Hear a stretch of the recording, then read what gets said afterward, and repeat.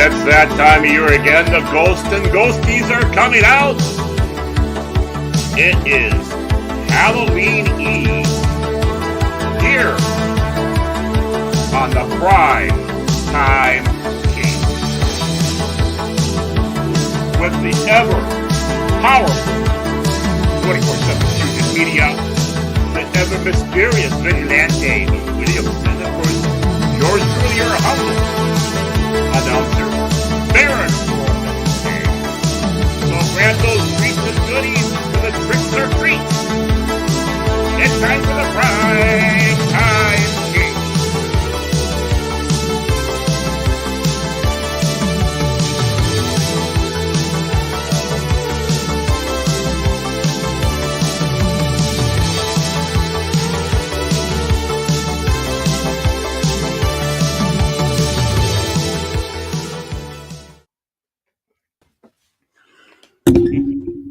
Hey, what's up? It's your boy, 24/7, here with Baron Norman Tag. Hopefully we'll be joined shortly, by the time we're done, with Vigilante Williamson, and we are the Primetime Kings. So hopefully everybody's doing well out there.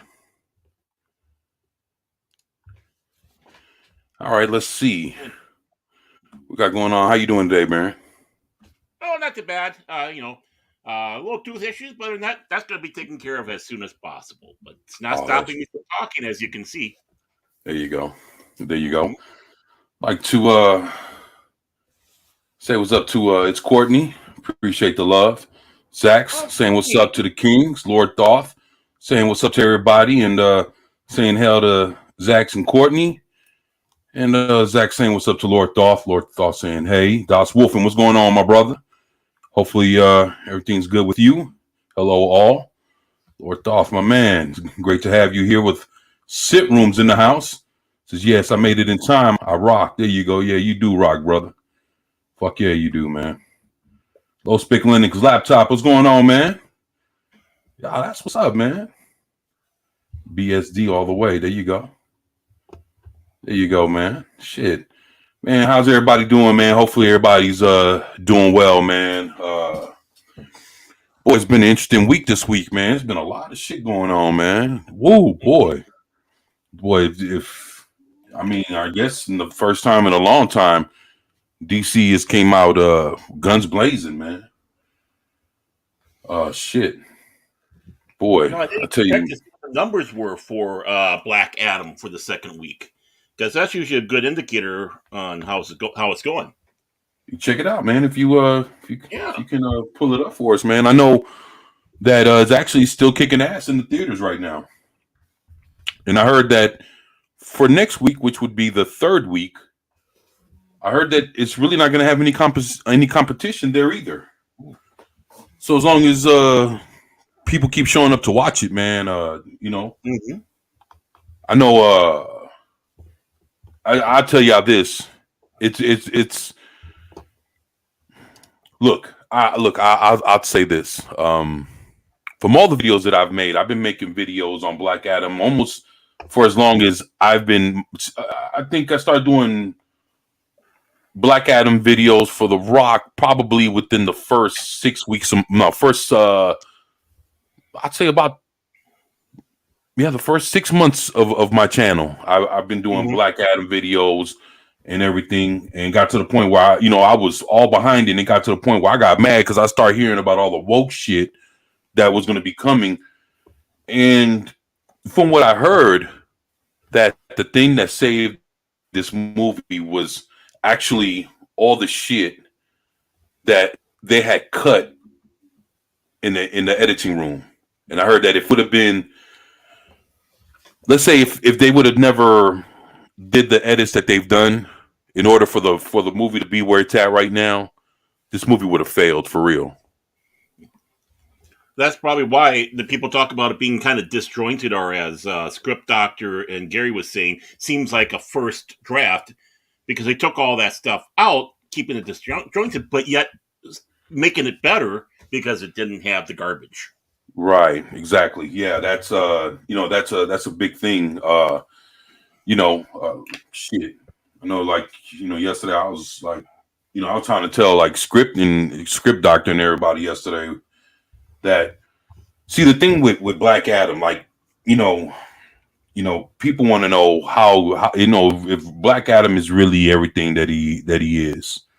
To be honest, he really is. And I can say I got almost every page that Black Adam has been on in comic books, and for almost the last 45 years of comic books that I have in my possession here in the next room. And I mean, it's not just him titled in comic books. Let's say if he made a guest appearance to Superman, like he was in Action Comics issue 831 during it was a tie-in issue that him and Superman fought. And it was kind of like the Villains United storyline. And basically Black Adam was trying to find this bad guy to fucking kill him or whatever, and Superman was trying to find the same bad guy, but he saw Black Adam, he thought Black Adam was with the bad guy that they're both trying to find. So they ended up fighting, and to Superman's surprise, him and Black Adam are fucking chasing the same guy. Mm-hmm. So, it's like, like little bullshit like that. Like, I own little comics like that. So it's like whatever's been going on for the last 50 years with Captain Marvel, Shazam, Black Adam, I have all that shit. I own all of it. And if you nobody don't believe me, I got the receipts, man. I got the books, man. That ain't shit. So I got that. So the thing is seeing how all of that transitions into the movie. And to be honest, it's like they took different bits and pieces of Black Adam and his history, and within his different variations, like the way that whenever they rebooted the universe, they come with a different version of him or whatever, and it's like they took bits and pieces of all that shit plus his original, the way he is originally, and they Frankenstein that shit into what the movie is. Mm-hmm. So, shit. What's up, Gomer? What's up, Sentient Dildo? What's going on, man? Gomer Kyle's in the house. What's up, man? Yeah, man. So, that's basically what we gotten. And, yeah, man. Look at this shit, man. Gomer Kyle says, trick or treat, motherfuckers. Yeah, that's what's up, man. What's up, happy Halloween Eves? That's what's up, man. And, what's up, Lord Thoth? Gomer Kyle says, what's up to Zax? And happy Halloween to a great host and Mr. Barron. Hey man, thank you, Gomer, man. I appreciate you, man. Fun popcorn flick. That's why Sit Room says it's a fun popcorn flick. That's why some people are expecting a philosophical treat. Yeah, you're right about that, man. The thing is, look, man, this is the thing, man, dude. Like Captain Marvel, Shazam. I hate calling him Shazam because that's not his fucking name, man. That's the wizard's name. It's not. Yeah, so it's like Captain Marvel, right? So basically, like Captain Marvel and Shazam, they can be the equivalent of so many things in one. Think about like Clash of the Titans. And think about Hercules, and think about like the Greek gods and all that, dude. Mm-hmm. That's the acronyms of Shazam. So basically, it's like you got the different powers of each of the gods, mm-hmm.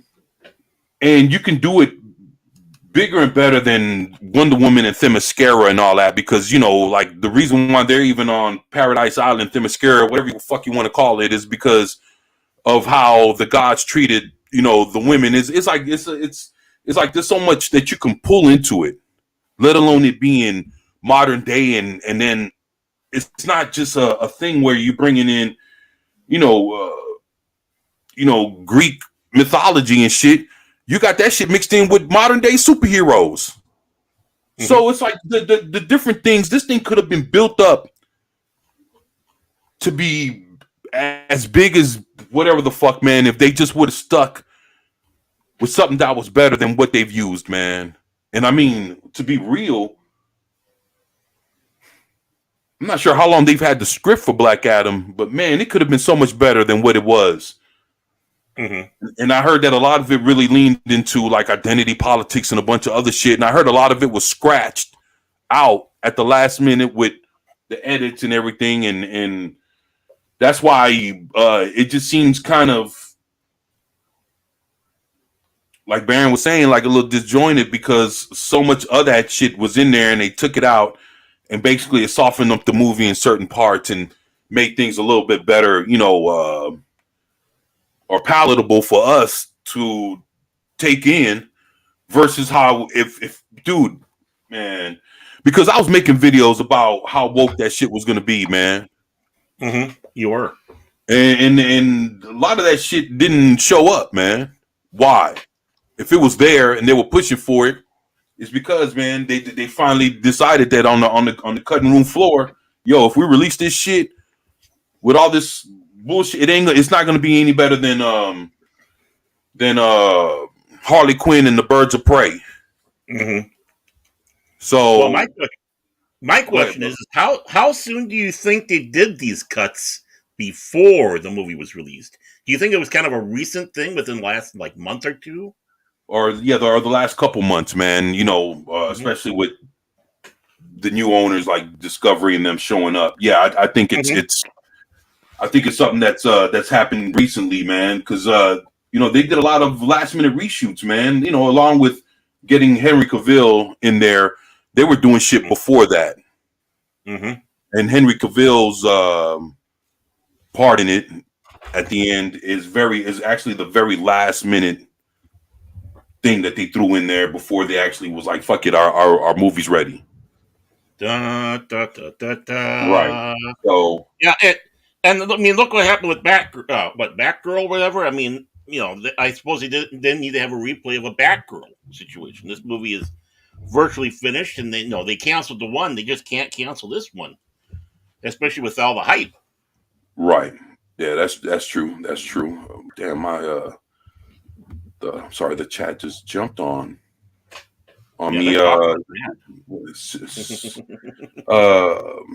Sentient Dildo said, or maybe they never had the woke shit in it, or just use that to create headlines for you to rage. Click on, huh? Yeah, I was raging too. I ain't gonna lie. Shit, I was mad as fuck. What? I wish I could say I could go with that, but I don't believe it. I think it was loaded in there because that's.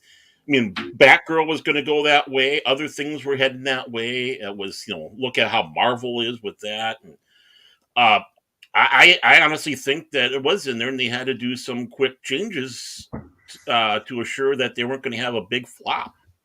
Right. Yeah, I agree, man.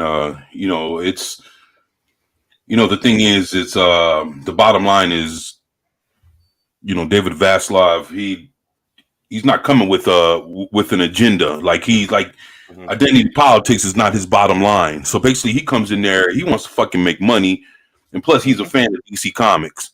So it's like he's not going to sit there and just especially when he's looking at this and he knows that he can make a couple of changes. Because they've sat there, they viewed the product, and looks like some changes had to be made, and looks like they made the best changes possible.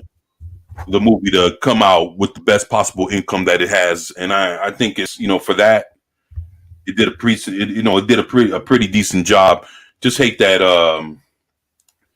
it was filled with a lot of shit before it, and a lot of people know that it had a lot of shit in there. So, what's up, Pat S? He says I'm late, but I'm here. Hell to everybody. That's what's up, man. Lord Thought says great to see you both, Baron. And that 24/7, yeah, man, damn, thank you, bro. It was great to have you guys here. Gomer Kyle says, craving my pumpkin pumpkin. Yeah, I hear you that. Puking pumpkin. I wonder what that is. Are you just calling it that shit? I feel you. Gomer Kyle says, what's up, Pat S? Sentient said, what's up to Thoth? Sentient said, what's up to Pat? Everybody saying what's up to each other. That's what's up. What's up to old man? What's up to the old man? What's going on, man? Great to have you here, Killy Chow. Hey, everybody. Hey, how's it going, brother? Great to have you here, man. Killy Chow's in the house. Hell yeah, man. Damn, chat just jumped out again. Yeah, everybody's just too friendly in the chat. That's the problem. Everyone's saying hi, hi, hi, hi, hi, hi. It says I'm going to see Black Adam because Clobbering Times, and he thought it was all right. Clobby saying comic book movies all right is about the best, 5-star, best review that you're gonna get from the old guard. Yeah, yeah, man. I agree, man. It's make my Marvel pre 1997. I hear you, man. Thoughts? It's great to see everybody. Yeah, man. To be real, if they're gonna go in, if DC's gonna go in this direction, and they're gonna be basically putting out better things, I think the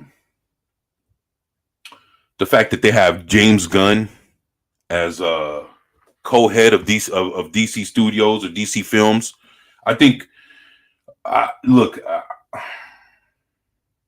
only thing I'm afraid of when it comes to James Gunn is if he's gonna start approaching the whole DCEU the way he approached Peacemaker. And I'm gonna tell you something, man. There's a lot of people out there that love Peacemaker, and all y'all that do, good for y'all, man. But the thing is, I know the real Peacemaker, man. And I'm gonna tell you something. When you know about the real source material, there ain't no way in hell that you're gonna see some shit on the screen. And it's good to see a person standing there wearing his outfit, wearing his fucking helmet to the T, looking exactly like how the fuck you would envision probably Peacemaker to be.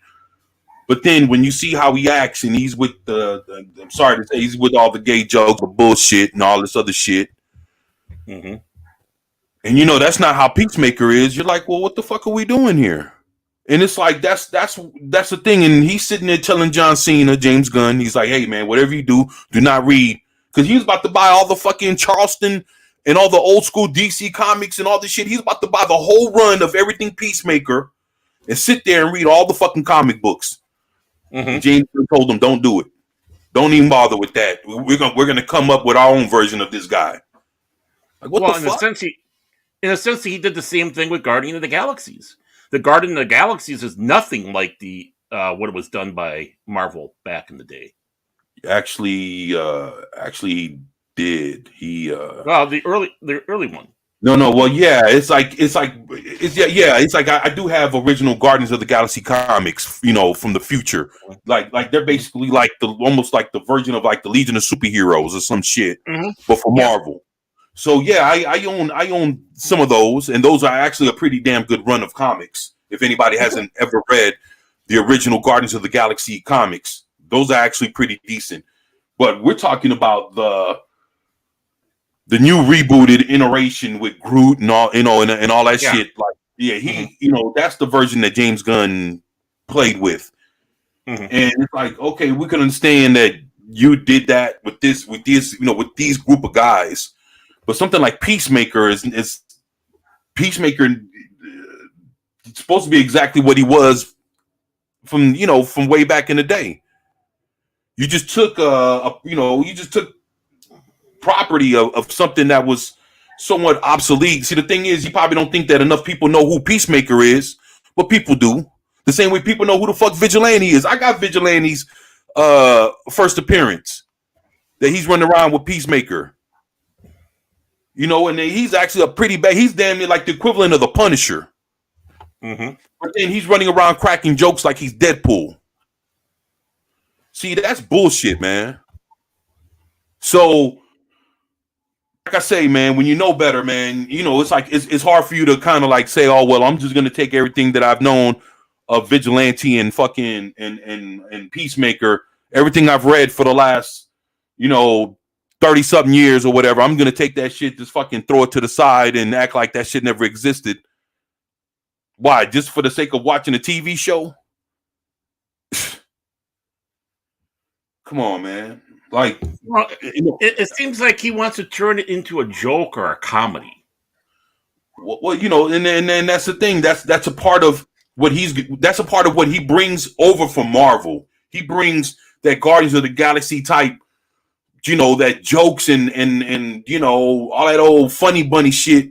And then the thing is like, dude, I don't want to see DC turn into another Marvel just because you got. And then the thing is, he has all the inner work. He knows all the inner workings of how Marvel works. He sit there. He's been there for years. James Gunn was the reason why Phase 4 bombed.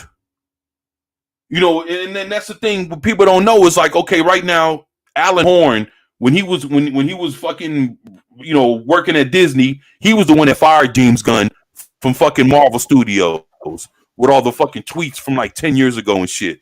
Now you got Alan Horn being a consultant at Warner Brothers, and they just turned around and fucking made James Gunn. So the guy that fired him is still a part of a company that just hired James Gunn.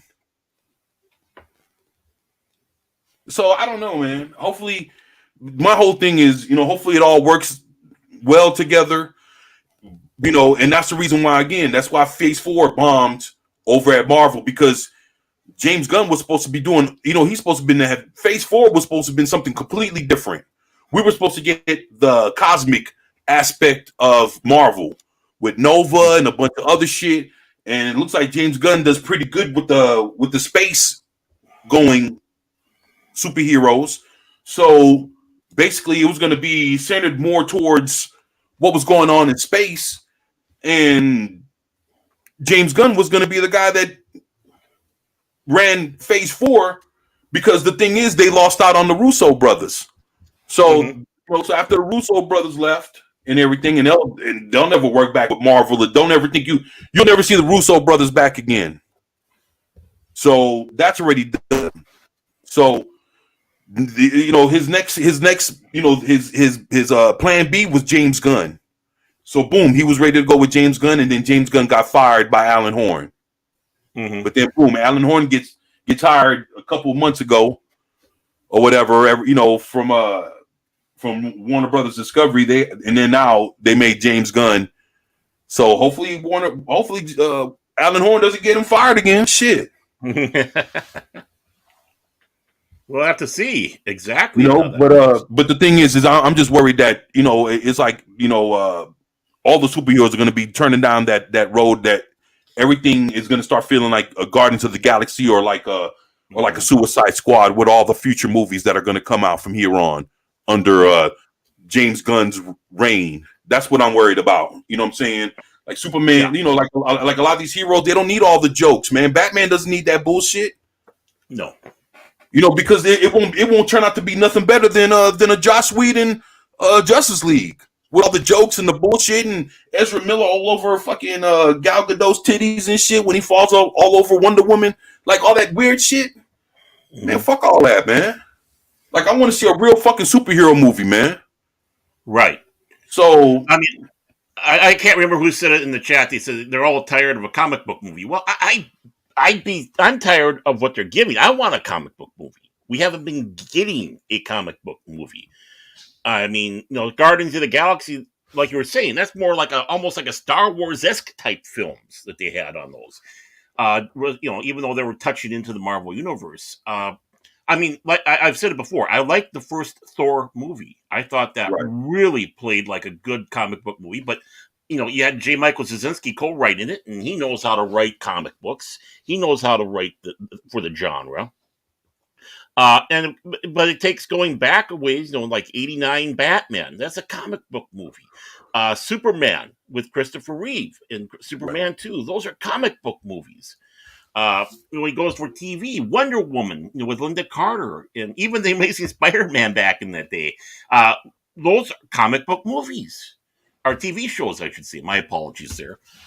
And that's what I want. I want a comic book movie, no lectures, no virtual signaling, no BS. Right. I want to see the good guy versus the bad guy, and and let's play it as close to the. I mean, I realize you can't do a literal translation of the characters on screen sometimes. I realize that, but please be close. Please be close. So yeah, here I got that pulled up here from looks like Collider. And it looks like Black Adam global box office crosses $250 million. The film also beat out Ticket to Paradise and Pray for the Devil for the top spot at the weekend box office. So Right. here we are, round two. There's apparently no one on this planet who can stop the vengeful being from reigning over the box office. And true enough, after a strong first week for the DC comic anti-hero film, Black Adam continues to rule the box office with a current total of $250 million globally. The film starring Dwayne "The Rock" Johnson made $7.5 million on its second Friday and has now earned an estimated $39 million this weekend from 76 overseas markets, including France, Holland, Turkey, Germany, Denmark, and the United Kingdom, among others, proving its international hit status. The film has also amassed $139 million cumulative audience dollars to date, boasting an estimated 29 million total admissions, and has also seen a plus 42% tracking ahead of the 2019 DC film Shazam. So yeah, I mean, it looks like she's going good there. I mean, Black Adam has continued to show that it is a force to be reckoned with, as it beat out the Julia Roberts and George Clooney-led romantic comedy Ticket to Paradise. No, they were trying to promote, hey, they're back together again, Pretty Woman team. Well, you which know, took the this. well, I'm sorry. No, I was just thinking that Ticket to Paradise, that thing there, you know, the reason why in even that movie is starting to do pretty good for what it is because what people haven't gotten in a long time because of especially in the last fucking 6-7 years what nobody hasn't seen in a very good time. It's just a decent fucking, and I don't really care for him, but I respect it because it's needed. Even though you know, there's things that I personally don't like, but it doesn't mean that it's something that's bad. You know, so I'm not dissing anything, but what was needed in the box office to get people off the couch and into the theater was a good romantic comedy, man. And like I say, I'm not too big on romantic comedies, but dude, it was kind of refreshing to have a good one with actors that people enjoy, that you know, that people can trust to go to the theater and say, hey, I like George Clooney, I like Julia Roberts. It's good to go into the theater, see these two together after so many fucking years, and boom, you know, let's see something pretty decent. And there you go, man. They went, and I heard a lot of people enjoyed it, which is cool. Like I said, it's not my cup of tea, but it's good to see people go, and hopefully it'll start working out where we could start actually watching real fucking comedies like Friday or some shit, like something crazy, you know, off the wall, like an Animal House, like something, you know, like old school or some shit like that. Like we need a fucking a comedy that'll fucking break the balls off of everything, you know, chasing tail, getting drunk, getting high, whatever the fuck, you know. Let's go crazy with the shit, man. Like the way, like, dude, I got so many comedies, man. I got hundreds of comedies like that, man. But you know what? Hollywood is afraid to make one now because they think they're going to get Me Too'd and that people are going to sit there and basically try to cancel either the director, the actors, or the movie itself. And it's like, shit, you know, so people are afraid to even make movies the way they used to. Right. And that's another thing that's wrong with Hollywood, man. Well, yeah, because we're going to offend somebody with comedy. Well, duh. You know, it's going to happen. You know, it kind of, you know, when you've been seeing these protesters going around there trying to destroy these works of arts in these museums, it leads me to the feeling that all these people know how to do is destroy. And that includes movies. These people have gone into our movies. They don't like art. They're destroyers of art. It's like the Taliban when they're blowing up all these statues and destroying all these artifacts in museums. And, of course, what's the other thing they can destroy? You know, films, our entertainment. Right. They don't like art. They don't like talent. I mean, for crying out loud, even the official Paramount pages are besmirching Kirk. calling him the infamous Captain Kirk. Nothing infamous about Captain Kirk. He's a friggin' hero. And so that's all it is. Let's tear it down and destroy what was there. And and I'm not saying that these are hot entertainment or high art, but then again, you know what? Shakespeare wasn't high art also. That was made for the people. And look how it's endured over the ages. That, of Shakespeare. Of course, now it's become highbrow stuff, but this was for the people. Right. There's nothing wrong with for the people entertainment. Yeah, you're right. And actually, I'm looking at the chat, and Lord Thought says that's right. Brandon, the anime guy, hell to the primetime kings. Hell to you, brother. Thank you, man. He said, "What's up, Brandon?" Brandon says, just trying to, he's all right. That's what's up, man. Thank you, bro. Sit Room says they're making these movies based on the newest comics. Yeah, they are, man. Or what they're doing is they're making these movies based on some of the worst eras in comics, like some of the worst eras. Because they tried to come off with a brand new start, and everybody's on board. The New 52, everybody was on board at the beginning, and then as it just rolled on, man, it wasn't good anymore, man. And they only got some good stories out of it, but just to build a whole universe on it, and that's what Marvel did. Marvel is basically, they based their universe off of their most failed iteration of an era in their comics, man. That's why, to be honest, that's why a lot of the heroes don't look the way they're supposed to look, man. Dude, if you look at Marvel, dog, Captain America, if you look at Captain America in comic books right now, he doesn't look like anything that Captain America ever looked like in any of the movies. The closest thing that Captain America, let's say Chris Evans, ever looked like the real Captain America, you remember when he got his powers in the first movie and he started selling fucking, what's that, army bonds and shit? Mm-hmm. You remember he was like, he was fucking doing the little stage play and the little cheat. Captain America, da da da da da da, and they were all dancing and shit. And he was like, "Yeah, go buy war bonds and support your America." Blah blah blah. You remember that outfit that he had, where he had the actual the fucking little wings and shit? That was actually, and that was like, it was like a play on the way he really looked like, but that was actually the most comic book accurate version of him, was him wearing that fucking suit that he was wearing in the play. Mm-hmm. So why the fuck couldn't he start off wearing that suit? See, that's what I'm talking about, man. Like, they don't like that's why like when people saw Superman and Lois, right? People thought it was refreshing that when they saw Superman show up in the first episode, he had the original Earth 2 Superman costume with the S, the colors, and the whole shit. It would have been cool to see him wear it throughout the whole, at least through the whole fucking first season.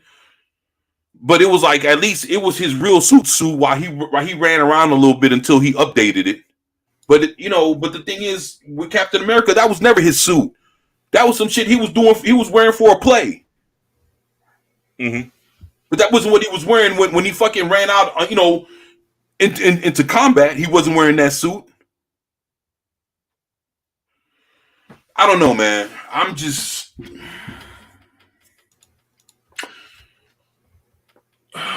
that's why the Falcon looks like the way he does, man. That's why Hawkeye looks the way he does.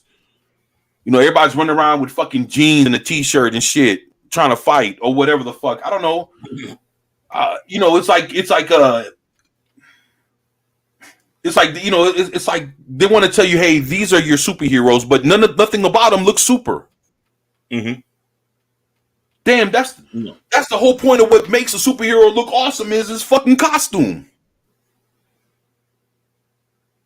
Because if that's not what it is, then Batman, Superman, and everybody else can just put on a fucking t-shirt, a jacket, some jeans, and some boots, and fucking, put a little something over their face, run outside and fucking fight crime.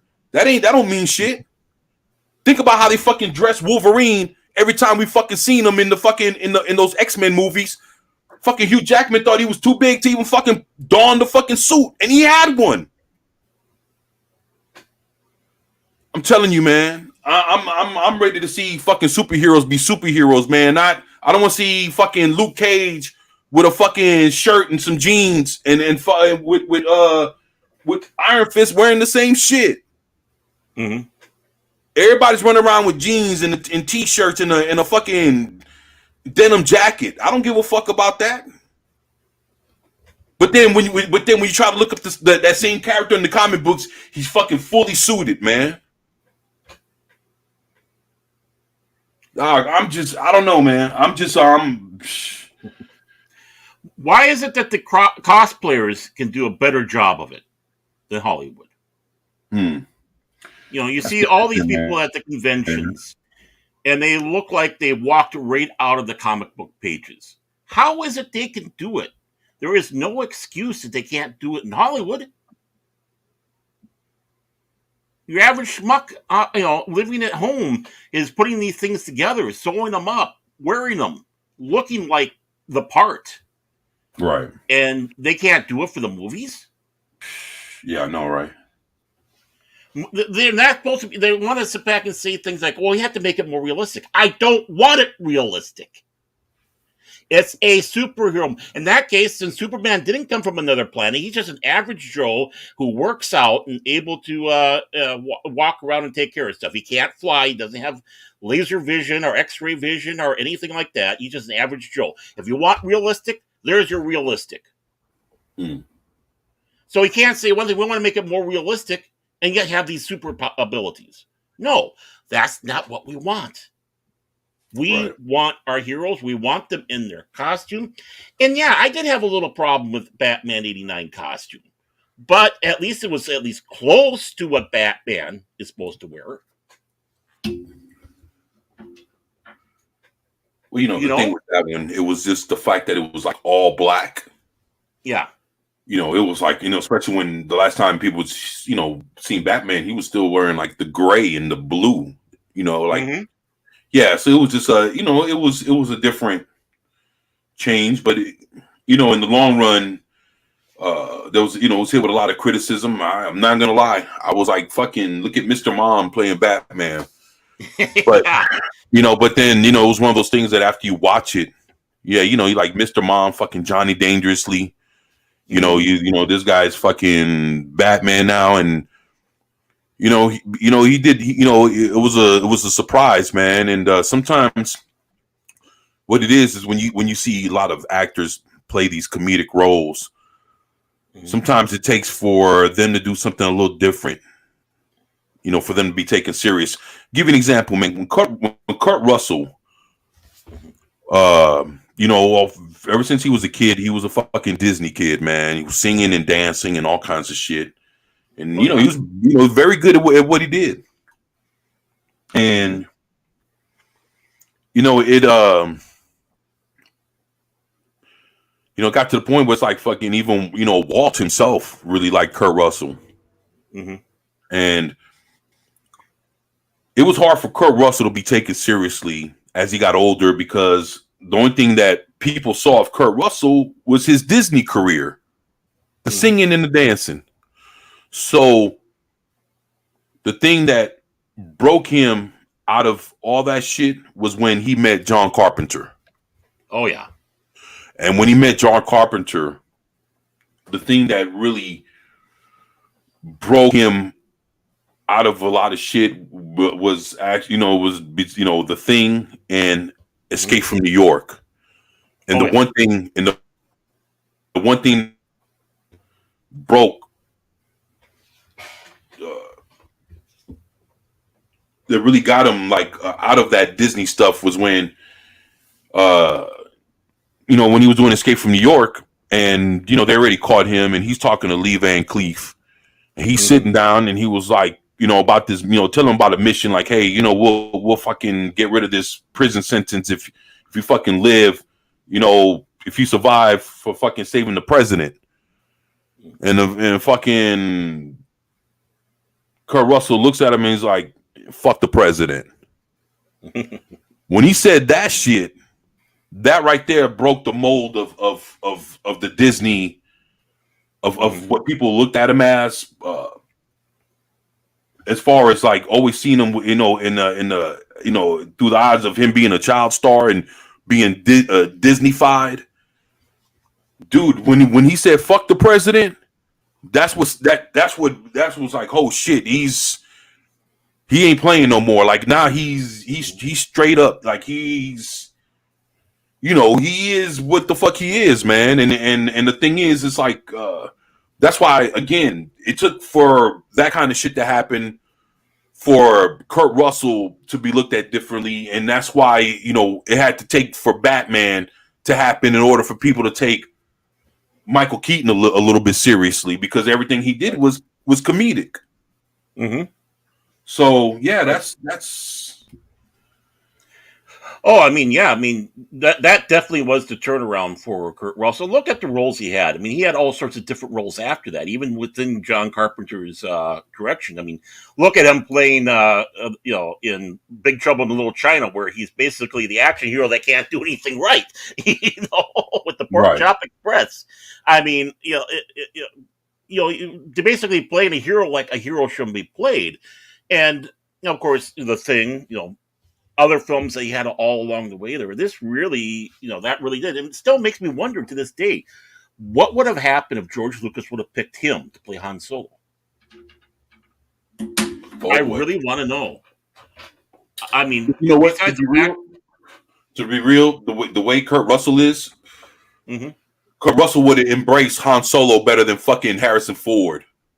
I was just going to say that. Yeah, he would like the way you see Kurt Russell right now. He wouldn't have been, hey, hurry up and kill me off. Like I've been wanting my character dead for like 30, 40 years. Like, like he wouldn't have been like he would have been appreciative of the shit more than Harrison Ford, man. Because Harrison Ford doesn't even appreciate. It's like he thinks that his claim to fame is fucking Indiana Jones, when the reason why people watch Indiana Jones was because of fucking Star Wars. Right. And he did a great job in there. Yeah, well, you know what? But you can't tell Harrison Ford that shit. Yeah. I mean, the three roles I think he did the best in his entire career, two of which he hates. And that's Han Solo and that's Deckard from Blade Runner. Oh, he doesn't like the character either. Then why the fuck is he trying to do this fucking TV show then? Money. Yeah, I know, but man, fuck that shit. I mean, yeah, I got you, but damn, man, like, how much are you gonna participate in something that you publicly have a disdain for after so long? You like, hey, I hate Han Solo, I hate Han Solo, I hate Han Solo, but they throw a couple $1 million in your face, and you're like, fuck it, I'll take the role, but as long as you fucking kill off the character, that's all I care about. Like, get the fuck over yourself, man. Like, dude, like I've never seen such an ungrateful motherfucker, man. That the one thing that he'll always be remembered by is the one thing that he hates. And I heard the reason why that is because he's so much similar to actually how Han Solo really is. Like he's really that old grimy ass motherfucker that Han Solo is. That's really Harrison Ford in real life. Well, it's basically kind of how he was doing in that small role in American Graffiti. I mean, that was basically a proto Han Solo, and basically probably Harrison Ford. Was it Michelle Phillips sat back and said that she used to buy weed from him? So he's an old spice smuggler in the old days. Yeah, well, what's up? Hey, hold on. Before we go any further, I want to acknowledge the chat. Oh yeah. We got a lot of great. And there's been a few comments here. I wanted to actually go through. If you guys if you don't mind. I do. Oh, come on, man. Hey, I tell you what. But all All right, here we go. Here we go. I'm always contrary. Nah, you good, man. You good. All right. So right here, people were asking, well, what was the actual budget of Black Adam? Was it You know, 60? no, talking about how much it took to make it. Hell no, it took more than 60 million. Let me take a look how much it cost. I'm thinking anywhere between 200 to 300. Okay. And I mean, yeah, I mean, don't be that expensive.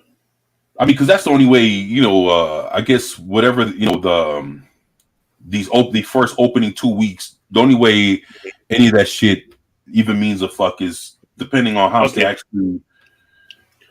Okay, 195 to 200. Wow. So basically, they already broke even then. Yeah. So now everything that they get from this point on is just. I mean, but to be successful, you know, it's breaking even. It's not where it's at. I mean, that's cool, but it's like people don't spend money just to, you know, people don't invest money just so that they can get exactly what they invested right back. Mm-hmm. Because there's no point in the investment. You know, right. It's like there's no point in putting money unless you're just trying to help somebody out. That if I invest this with this person, you know, if that individual might come out of, you know, like for them, that person, it might be good for them, but for you, whatever you invest, you make it right back, and it's an even split, and it's like, you know, you don't lose nothing, you don't gain nothing. You know, a lot of people don't like spinning their wheels like that, man. Yeah. I'm trying to see what they had for a drop here. Right.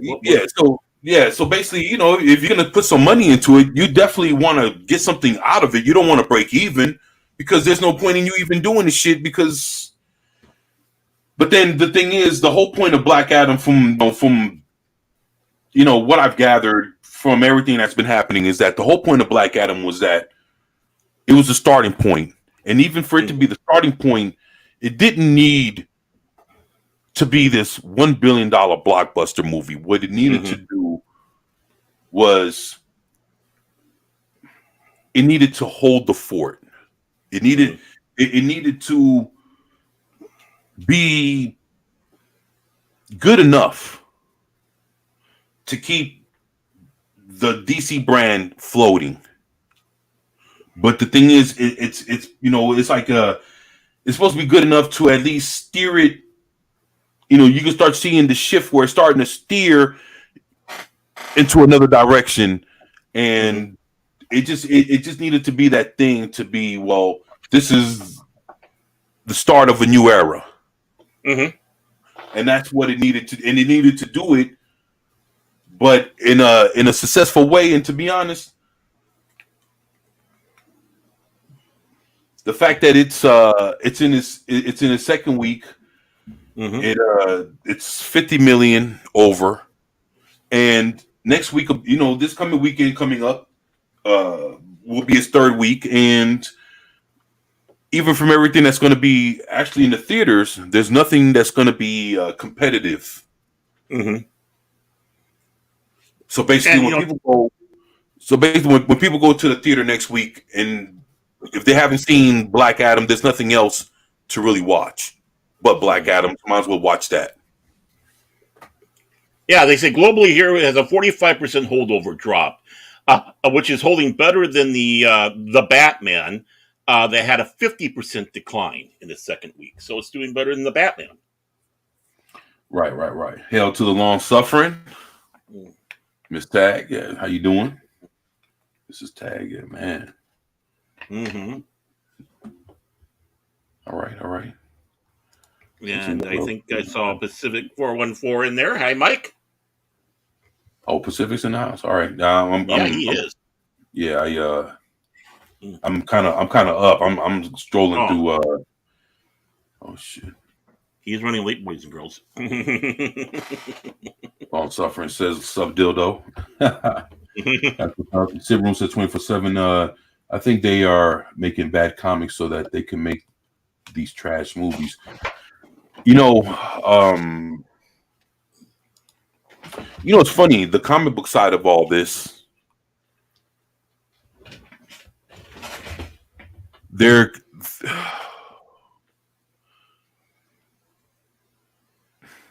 going to be doing some things with the comic books. I'm not sure which way they're going to go with it, but they're getting they're starting to get looked at now, like the comic book side of everything. David Vaslav is looking at stuff, and to be honest, I don't know what the fuck they're gonna do, man. I'm gonna be honest with everybody here, and I'm gonna speak true to my heart, man. As much as I'm mad at DC Comics, I love that company, man, and I'm not gonna act like I don't. I love DC, love Marvel. I don't like what they are now. I think I love what they were and what they meant to me, and that's not bad. The thing is, there's so much. It's like, and then I'll tell you what. Even in the last 7 years, it's from 2015 to 2022, they still have had a few decent storylines, but very, very few here and there for DC and Marvel that were not woke. But the thing is, it's hard to support that kind of shit when you know what the whole company is about. So even though they might have like a few gems in their in the comic books throughout the last 7 years, and I even tell you this, I would get those. I would get those books, but the books I would buy them secondhand. I'm not going to the comic book store to fucking straight up buy some shit. I did last month. I went in there and I picked up Flashpoint Beyond #4. And yeah. And the reason why I bought it, because that's the issue where they name dropped the Joker.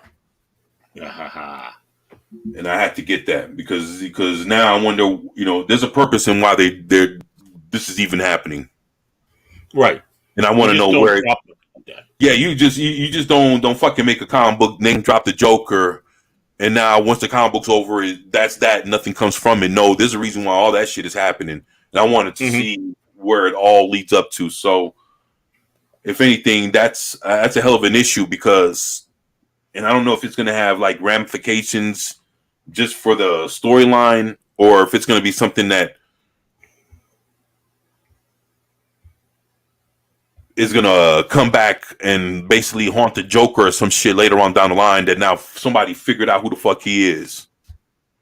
So I don't know. I don't know what they plan to do with it, but it, like little shit like that, I would pick up that issue because I think it's interesting when it comes to now you can kind of put a name to the Joker. Let me go pick up this issue because, it's little shit like that. It's like, give you an example, like, the issue when Dick Grayson stopped being Robin is the issue that Wally West stopped being Kid Flash. They both gave up those characters. They gave up those identities. A long time. They're like Dick Grayson was like, I'm done being Robin. Wally West was like, I'm done being Kid Flash. And the cover of the comic book is their costumes are like dumped in the trash and thrown all over the floor, and they're just walking away. That's the cover. So like little shit like that, and like a lot of people don't think about that issue being important. If you love Nightwing, how would it not be important? The last issue that Dick Grayson was Robin, that he gave it up in order for him to become Nightwing. Right. So it's just one of those things, man. It's just one of those things. It's like now. Out of everything that would have been important for you to know of the Joker, they name dropped him. So now you get they basically they doxed him in the comic book. Now you know who the fuck he is now. Mm-hmm. So or when Jason Todd was killed. Yeah, you know, it's like shit. It's. I mean, Man. see, for me, I've always been, I've never been much of a Marvel superhero guy.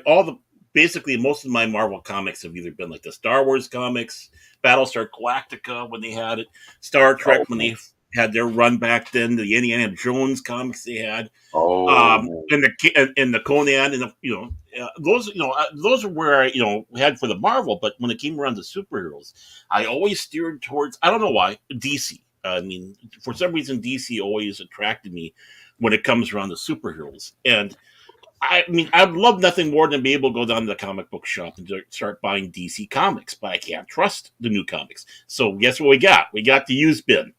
Thank God. So well, yeah, and that's the thing. I'm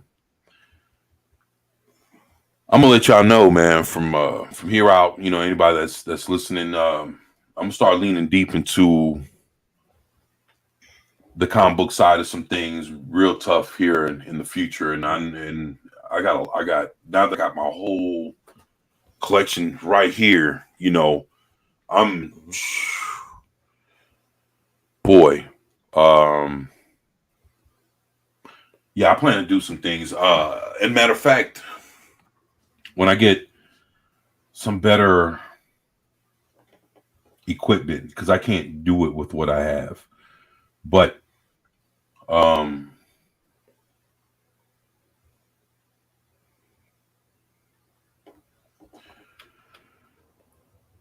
I got some ideas, and I plan to do like a series of how to collect comic books, like from the beginning. And I'm talking about like the real collecting, like not mm-hmm.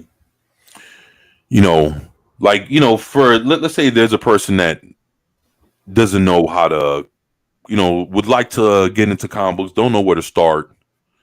The first thing is, you have to realize is you have to find something that you're interested in, for you to look at a character like, again, I use this example all the time, and I'll even with me, like when Young Ripper talks about what got him into comic books, he said the first character that he identified with was the Flash. And the reason why was because he ran fast, and Young Ripper was, he was the fastest dude that, around.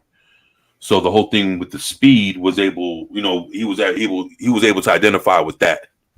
Mm-hmm. And it wasn't about skin color or some other shit. It was about how cool this guy was that was able to run fast. Right. And he was able to identify because he can fucking outrun anybody. He was able to outrun anybody he knew. So, that's what made him like the Flash. And I was like, you know what? I can get that. When I was a little kid, I loved Robin. Why? Because he was a little kid like me. Mm-hmm. But it wasn't that he was, it had nothing to do with skin color. Nobody, like, none of that shit didn't even fucking matter. No. It's like, I don't know what it is with how people perceive what the definition of a hero is nowadays, and they think that it has something to do with the skin color. Nah, it has everything to do with who you are in heart. And that's it's the heart of the hero. It ain't the skin color that makes the hero triumphant. Because I tell you what, there's a lot of shit that I'll be honest. Growing up, just look at my skin color. There's white people that would help me out before any Latino or any black skin, any black person would, and that's happened before. So the thing is, when it comes down to being a good individual, there's no skin color in that. A person with a good heart is who they are. Mm-hmm. Well, so when when it comes to a hero, it's like it doesn't matter if the person's white or black or Latino or whatever the fuck. It's like I don't identify through race. Because when you think somebody your own skin color would help you, that'd be the last motherfucker that'll help you. So how can you sit there and put anything on race when that's not how it works in life, man? Because we're all people, man. So the thing is, that's why like I love Superman, Batman, love the Hulk, love all these, Captain Marvel, Aquaman. I love all these heroes. I love Wonder Woman. Dude, I love all these heroes, but it's just, and the majority of them are white, but I didn't give a fuck. Because what they did, they represented what it was to be a hero. Mm-hmm. And that had nothing to do with somebody's skin color. And plus, they were cool with their own individual powers, their costumes, and all that other shit. The villains that they fought and everything else. That's what made them cool. But it wasn't a thing that I sat there and I was like, well, I can identify with, Black Lightning because he's black. What the fuck? Mm-hmm. Like, shit. Like that's not what makes him cool. No. You know what I'm saying? Not like you're looking at them for the wrong fucking reasons, and that's the thing. It's like a lot of people when they try to figure out what it is that they appreciate or what they like about identifying with a superhero, it shouldn't even be about a skin color at all. Because the thing is, if that's the case, shit, when you look at slavery and all this other shit, dude, there was a black guy selling his own people. Mm-hmm. And there are white people that were slaves. Exactly. So it's like, how can you sit there and be looking at it like that when basically your own people will sell you out. Mm-hmm. So don't put he's a black person, he'll look out for me or whatever the fuck. Nah, he'll be the first person to turn you in. So you don't, when you get, that's the whole thing about being a superhero, man. When you look at these heroes, it ain't anything about the skin color, man, because dude, all that shit doesn't matter, man. It's all about who they are individually in heart, man, and what makes them the hero that they are. And that's what I look at. I don't look at all this other shit because you can't invest in all that, man. You gotta sit there and deal with each individual individually. Mm-hmm. And that's just it. And when you do that, like in life, in real life, like and that's how you deal with that shit when you enjoy a superhero. It ain't about, oh, I can identify with Black Lightning because he's black. Okay, and what?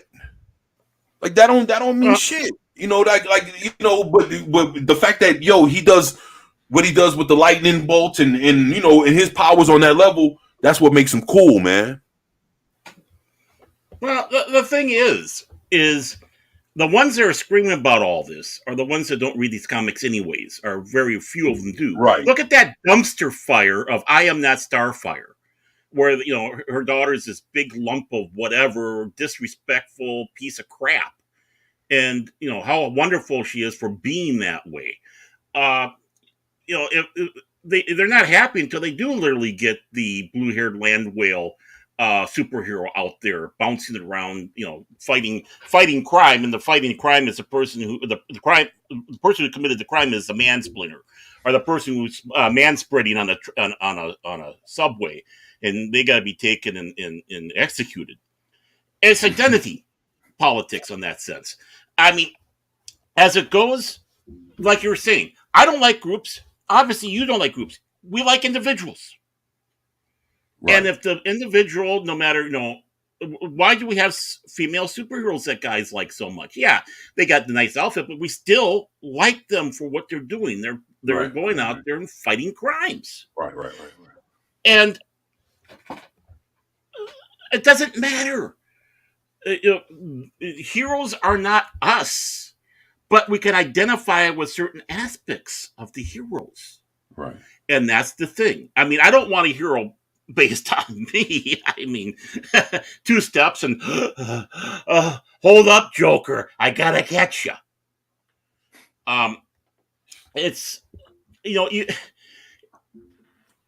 this is not what heroes are about. The heroes are one step above us, And usually it's the sidekicks or somebody that's our eyes in, like like you were saying, Robin. You identified with Robin for who he was, but he was also our eye in to watch into the Batman world.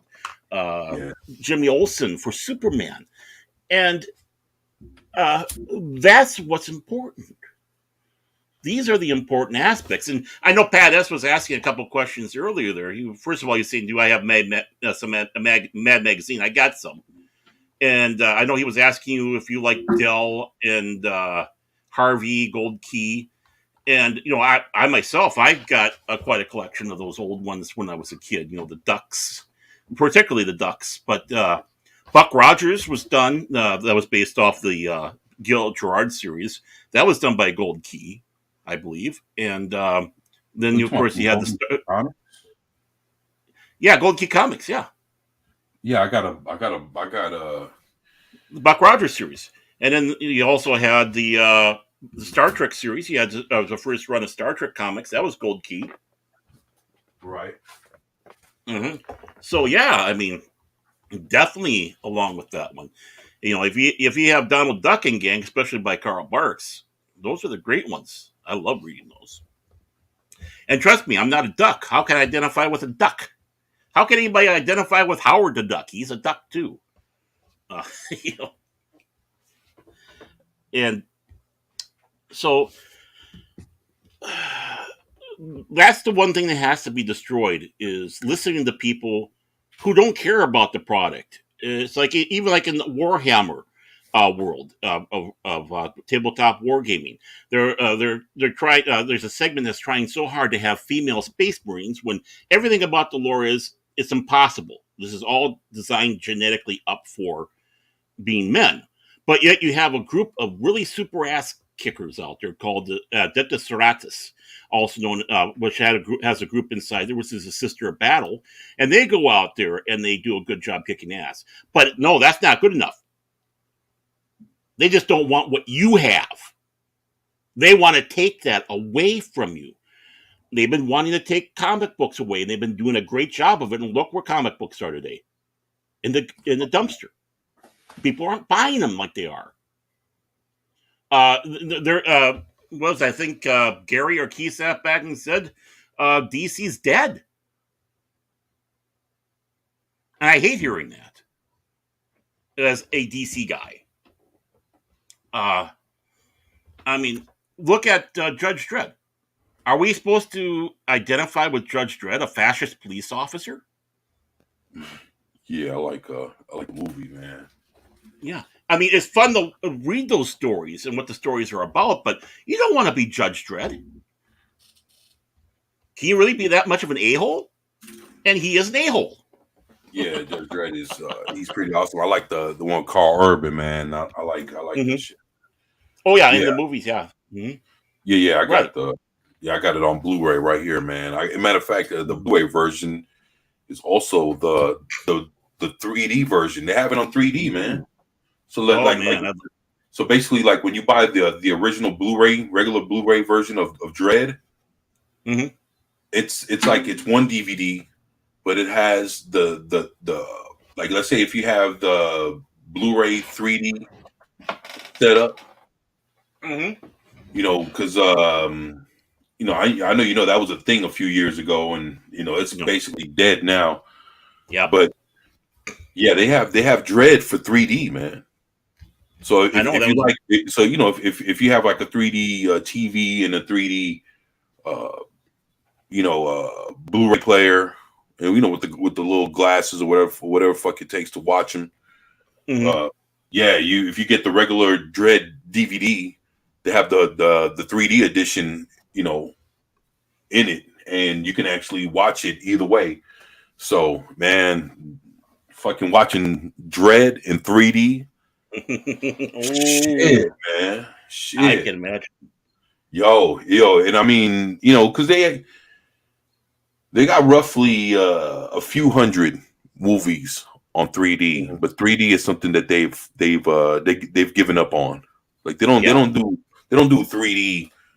They do shit in IMAX. But I'm talking about as far as like a 3D Blu-ray and all that shit with the with the TV and the 3D Blu-ray player and all that other shit. Like they've stopped that.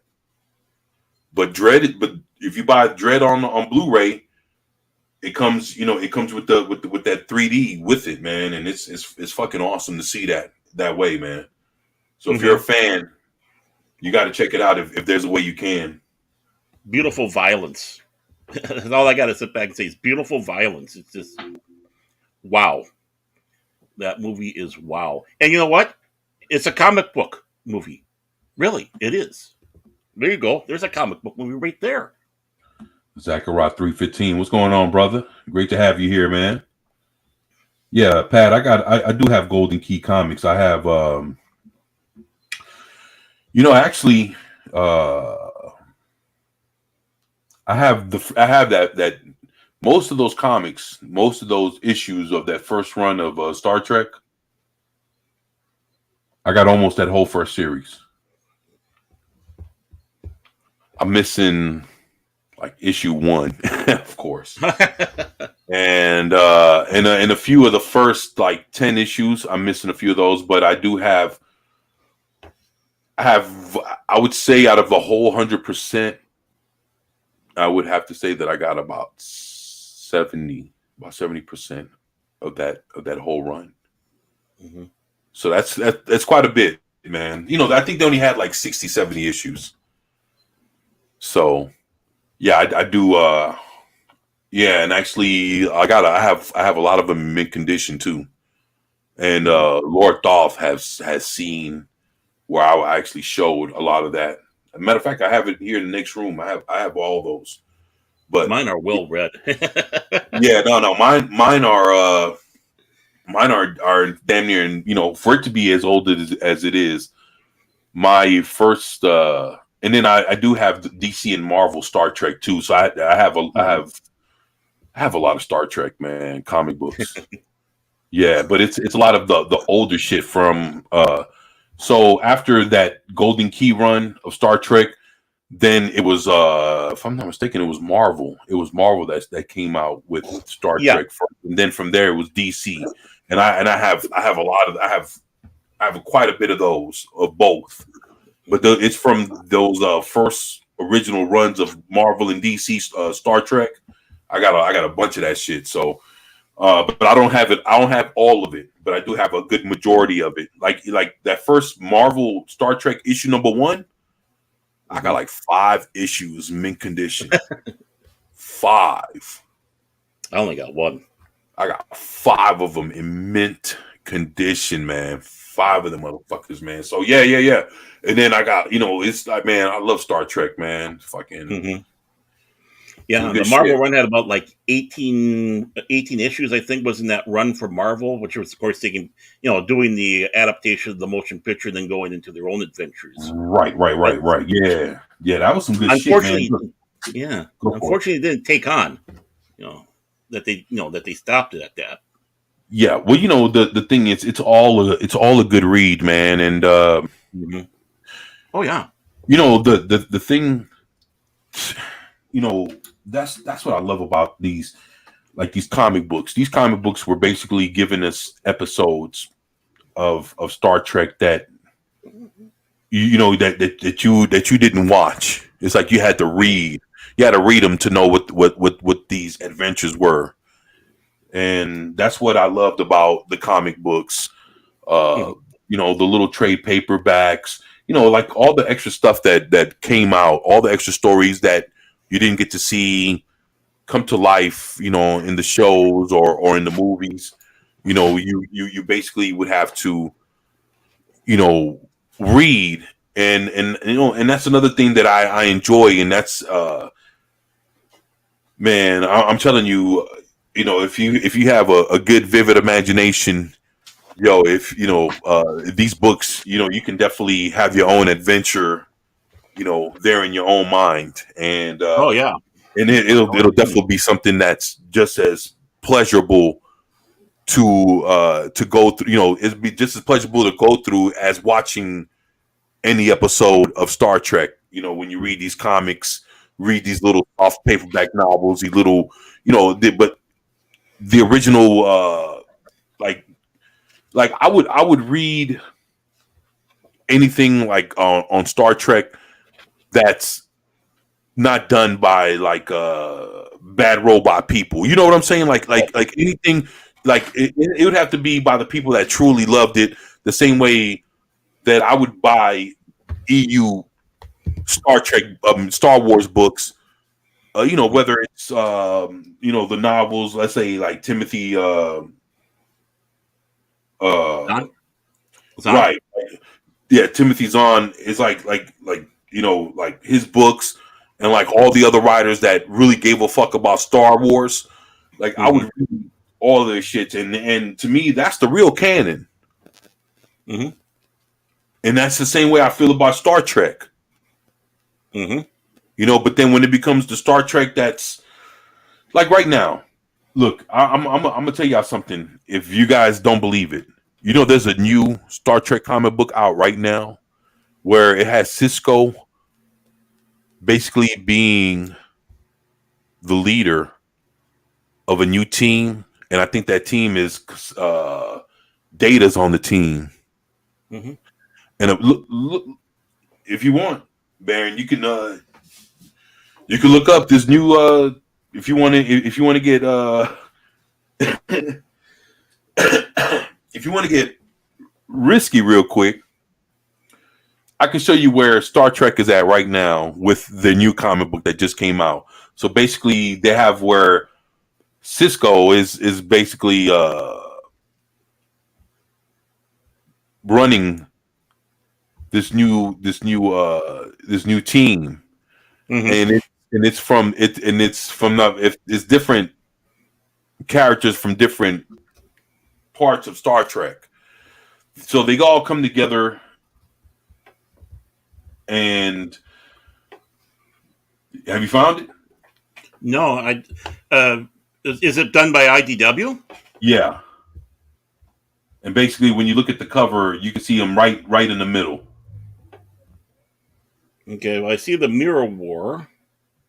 You see him in the middle. I forgot what Not it's yet. called. If you don't if you don't see him, then that's not it. What is it? Is it? Let's see. It's. I think I got it. There you Yeah, go. it's him. It looks like it's Crusher in white next to him. Data. There's some Endorian, and then there's There you somebody go. else. That's Yeah. it. That's it. Yeah. Mhm. So Yeah. did you like just to see just let everybody know where that's at? Like you know when you sit there and you read that story, you know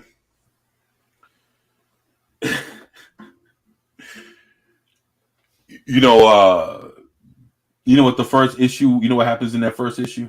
Did, Well, he comes back obviously. Other than that, I don't.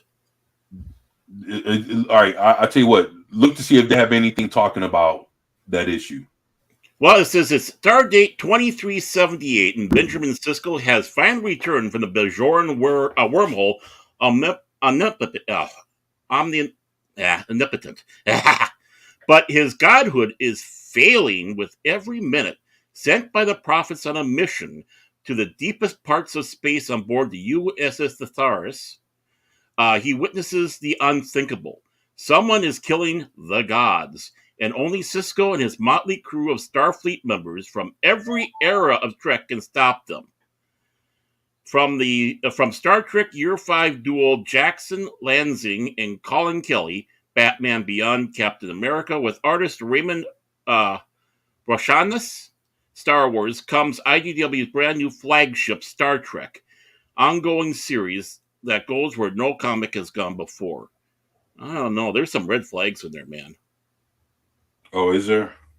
Well, I mean, when they're saying with from all eras, it's like what does that mean? You know, it sounds like memberberry Trek. I mean, it could be interesting, but you know, what do they mean by all eras? Does that mean they're going Oh, to pull in no, no. Enterprise? Well, see, that's why like he was able to get you know uh basically like data from one place, you know, Mm-hmm. someone else from somewhere else. Right. I mean, it could be interesting.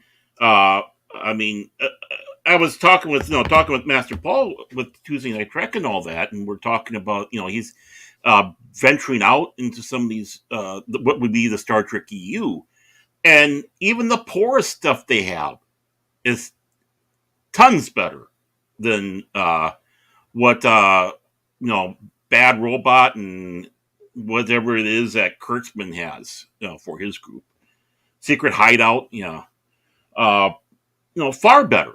Far better. So it'll be interesting to see where they're going to go with this one. Definitely.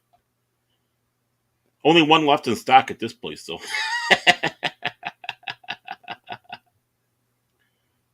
All right, well, check this out. Looks like they got some variant covers too. No, I got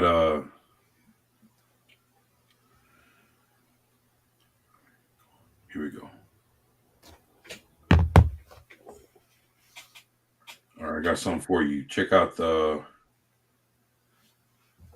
DMs for the Primetime Kings, man, and that way. Okay, well, I'll check them out there. And looks like Pat S. Lord Thoughts. My dad had a picture of him standing next to Huey with hot stuff painted on it from 1969. It's an awesome picture from his USMC days. Old man says he wants to have Ash take care of the bad things that go bump in the night. And Pat S. is confirming that while that's the bank, those Star Trek books are gold, which is probably informed about the old key years. Oh, yeah. And of course, Pat S. is basically saying Star Trek in 66 to 05. I mean, 2005, that basically is it. Nothing's been Star Trek since then. Right. My sister, Pat S. is saying to Lord Thoss, my sister has his album since he passed. I'll have to her scan. Oh, is that the one I have? Let me take that off. All right. Yeah, go ahead. Remove some. Okay. There we go. And of course, Sentient Dildo, New Trek is secular blasphemy. And yeah, it is. It's not even Trek. Didn't I take it out? It's still in there. It stops screen. Because that's there we go. I got it out of there. All right. Did you? My bad. Did you see what I sent? You sent me something, but in the DM? Oh, yeah, there we go. No, I didn't look at the DM. Let's take a look. Oh, there you are. Let's take a look and. Oh no! Oh no! Oh no! Let me get there. Let me get there. I gotta do a copy paste because the actual link didn't go through. Bounding in the comics. There we go. And let me come back here to this and present. Share screen. Because I'm getting better at this, folks. Okay, here we go. I don't know if you got it pulled up there, but Bounding in the Comics. Yeah, I know it's heartbreaking, man. I just. Yeah. Okay. Now we're okay. See, this is what I'm worried about. New Star Trek comic digest readers with a Vulcan lecturing the crew on gender pronouns. Okay, you lost me. I'm gone. I am walking.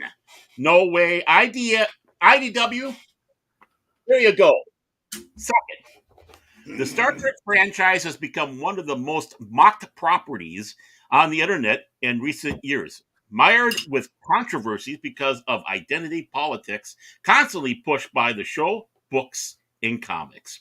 In a recent IDW comic, the writers perpetuated the woke franchise woke content by lecturing its readers on gender identity by using Vulcan characters as a vehicle to gaslight readers who aren't obsessing over pronouns. Oh my word! Line of Star Trek's popularity among fan base with STD.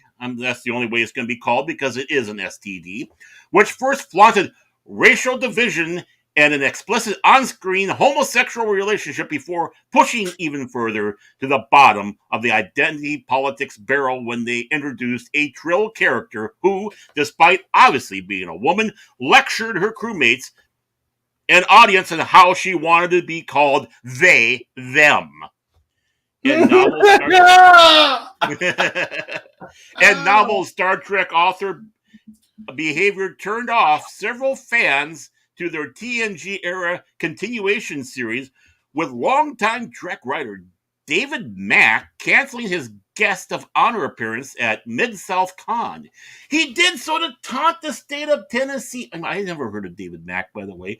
To taunt the state of Tennessee, which had a law that prevented employers from coercing their employees into taking the COVID-19 vaccine. Bad, bad, bad. Mack wrongfully stated that his action was because Tennessee state law makes proof of vax requirements illegal. The law did not impact the convention, which could have required proof of vaccination to attend, but they chose not to. Mack went on to attack fans upset with his cancellation, stating, "I doubt you understand any of my books anyway. Fuck you, Mac." The comics have been no refuge. I'm sorry, I'm getting a little worked up here. Forgive me. The comics have been no refuge for Star Trek fans who want to keep current year left-wing agenda out of their science fiction reading. In 2021, IDW named embattled personality Heather Antos as the line editor. Oh, great. Under her tenure, fans complained about how she took no care with continuity, which was highlighted in several editorial failures in a recent issue of a Deep Space Nine comic. I don't know, she never watched the bloody show. Wow. The current controversy comes from the newly released Star Trek 2022 #1, which features a pre-Picard era where Benny Sisko, we're not even going to call him Benjamin Sisko because Benjamin Sisko does not need to be dragged through the mud. So it's going to be Benny Sisko. It's going to be like Jake Skywalker. Wow. Returns from the Bajoran wormhole, only to find that people are killing the Bajoran prophets, which needs to be stopped. The book is written by Jackson Lansing and Colin Kelly, best known for the works on Batman Beyond. There's that cover he was talking about, wow. Boys and girls. So basically, people that worked on Batman Beyond, the comic book, worked on this? That's what they say. Wow. What's I don't up, know Sock? how many issues. Maybe they just only had one issue. I don't know. In the issue, of a Vulcan named Talir is speaking with an Andorian named Lily, using the plural "there" to refer to the USS Thesis. Lily corrects Talir, saying her crew ships are girls. Talir then retorts, "The gender binary is illogical, and we both know it." Yeah, up yours.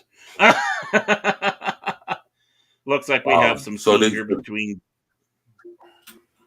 You know what? To be honest, to be real, I mean, this is a question I really got to ask everybody that's listening. Like, do you really think like do woke people really talk like that? Like, hey, gender fluid, non-binary, blah blah. Like, do they really like? Well, actually, they do, because I seen videos with them like really like talking that weird shit, and I'm like, but the thing is, I don't know nobody like that, so it's like I see it. It's like I see it like on videos, but I ain't never seen that shit like in real life, man. Like, I'd never seen nobody like walk up to me and talk about their their pronouns and their gender fluidity and and all that. It's like, I'm being fucking real as fuck, man. Yeah. So, and I'm like, but it's like, but the way they do it in these comic books, man, it's like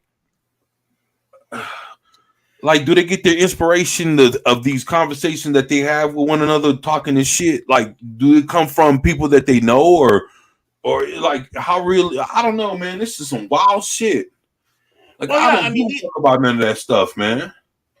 I mean, you got them in the fandom. We've always had those weirdos in the fandom, and yes, they're weirdos. They're the ones that wrote the erotica, homosexual erotica, usually written by women, by the way, between Kirk and Spock, getting it on. This was back in the 70s and such. So yeah, you had this weirdo group out there, and people who literally think that they're half alien. They literally do think that they're part alien, and people who actually start thinking they are fucking Klingon. They don't have a grasp of reality, and listening to them talk, oh my word in heaven above, oh, it's like, okay, I'm going to walk over here. You and me, 24, we hang around with normal people, except for maybe like Cynthia Dildo. He's probably about the only weirdo that we got in our group here. Just kidding, Cynthia. But no, I mean, people in the chat. I mean, we're all normal people. It's Right. it's this. It's a freaking religion. These people have. This is their god. This is their.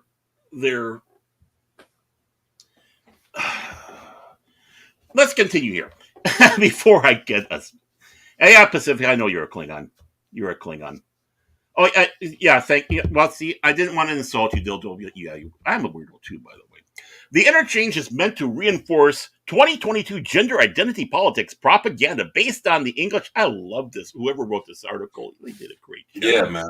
They know how to write too. I mean, read some of these things, especially the woke people. They don't know how to make a fucking sentence. This is great. And you know what? This is word poetry. This is wonderful. So let me get this started. The interchange is meant to reinforce 2022 gender identity politics propaganda based on the English language, which is nonsensical in a 24th century era, as the language wouldn't be anything like it is today, and presumably an Andorian and Vulcan would have the benefits of a universal translator, which wouldn't even likely have English-based pronouns. Moreover, if a Vulcan were trying to reinforce the logic in this speech, he wouldn't refer to an inanimate object like a ship by the term there, which, despite being a plural word, is a pronoun. He would instead use the proper word it. The only reason to insert this kind of dialogue is to lecture readers on gender pronouns, making the Vulcan sound more like a current year teenage girl than a logical scientist. You're absolutely friggin' right. Just a second, I'm going to blur everybody here. I want to see who wrote this. I got to byline this. This is done by John Del Arras. And forgive me if I said your name wrong. You are brilliantly and oh my God, this is a wonderful, wonderful article. He's doing a great job writing it. This kind of pause in the story to virtual signal identity politics is creeping into comics more often, and is yet another sign of the poorly thought out editorial oversight by Miss Antos, who has repeatedly demonstrated she is more interested in left-wing politics than maintaining accuracy in comic franchise. And this is why, just like Sentient said earlier, manga is kicking American comics' asses. Yeah, man. So yeah, it's so basically I got worked up there. I got worked up. Yeah. So basically they my whole point was in just showing that even with it being 2022 and when you think some folks should know better, we still getting comic books with this kind of shit in it. Now it's my whole point of just go for it. How much is what? Oh, it's good. How much you want to bet that this Antos never read a Star Trek comic seriously, or ever really seriously watched a classic episode of Star Trek Deep Space Nine Next Generation? How much you want to bet? I'll put money down. She hasn't. Right. She probably saw the JJ films and thought, oh, and there's this character. I know, he's black. Let's virtual signal him by bringing the black guy back. How racist is that, too? Man. I mean, Benjamin Sisko is one of the most freaking cool characters in Star Trek. Absolutely. Not because he's black, because he is freaking cool. And, forgive me, Avery Brooks is an excellent actor. A great actor. All right, what do you put in that role? Let me ask you this. Which one is the Vulcan? The one in the blue jacket? Yeah, I think that's the pusillanimous Vulcan right there. Hey, man, and that's the Andorian he was chewing out. Blow that shit up, man. Blow it up, man. I know y'all rarely hear me say that. Well, actually, let me move down here. You get actually a better look at him. You passed right there. Yeah, right there. So, let me scroll up there, and that's him right there bitching out the talking about the Andorian. Talking about the pronouns and shit. Right. Oh wow.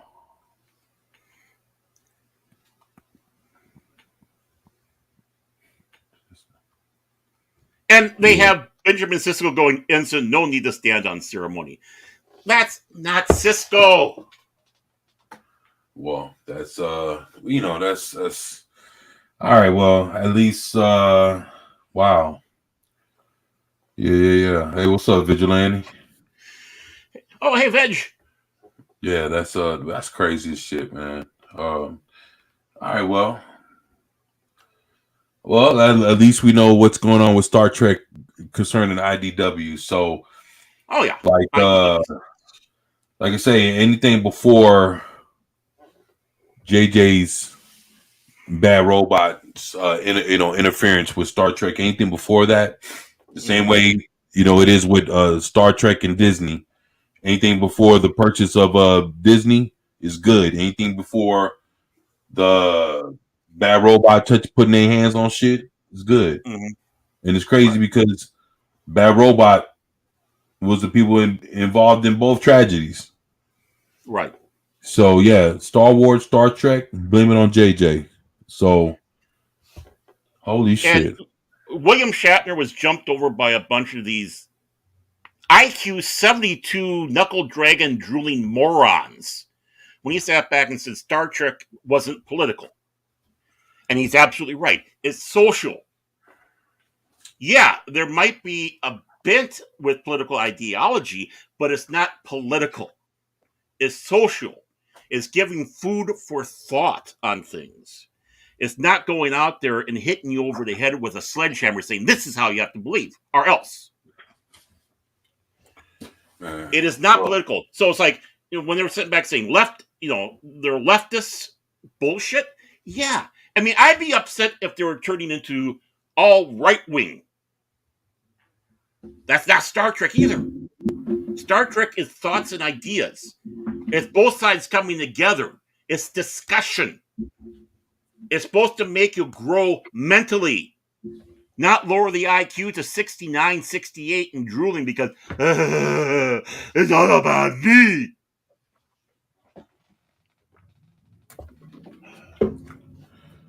All right. Anyone who's a fan of New Trek is not a Star Trek fan. Get out of here.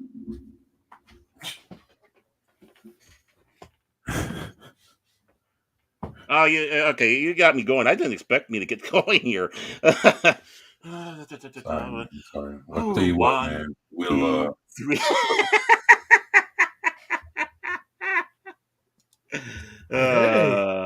Hey, Veg, how you doing, buddy? I made it. I didn't know if I'd make it.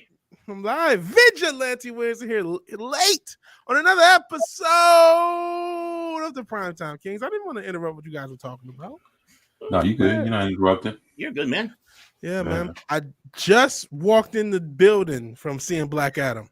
Just walked in, saw Black Adam. All right, so what's your thoughts? What's your did you see it? Yeah, I saw it. You saw it? He saw. I haven't seen it yet. Okay, I would say, man, I don't know what people expect from a modern movie, but I would give it for a modern movie a 7 out of 10. It isn't perfect. It isn't, and I understand. I was just thinking, I see why the Snyder fans are mad. Because there's no doubt that Zack Snyder's influence is still not only a huge part of the movie, but probably a huge part of what they're doing going forward as far as the way the action looks and stuff like that. It is far from a perfect movie. It is a cliche movie. It's another there's still some stuff with DC taking a lot from Marvel and remixing their characters, and part of that is not their fault, at least the modern things, because a lot of these comics, Dr. Fate is Doctor Strange, Apocalypse, and Apocalypse, Darkseid, and Thanos are really the same character. You know what I mean? So yeah, that did happen a lot in the comics. So some of these characters do have crossed origins or similar origins. But with all that said, it's a dumb action movie. It's a nice dumb escapism action movie. You do get some woke. There.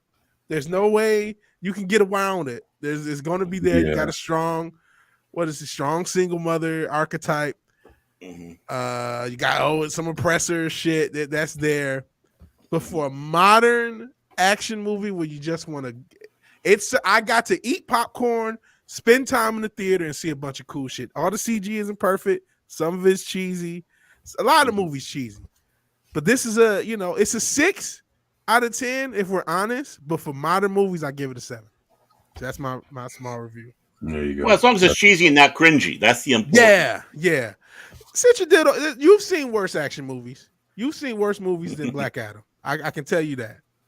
You've seen better too, but you've seen worse. If you want to, really, that's what we need. We just needed dumb action films. It served that purpose. Yeah, there's nothing wrong with a dumb popcorn action film.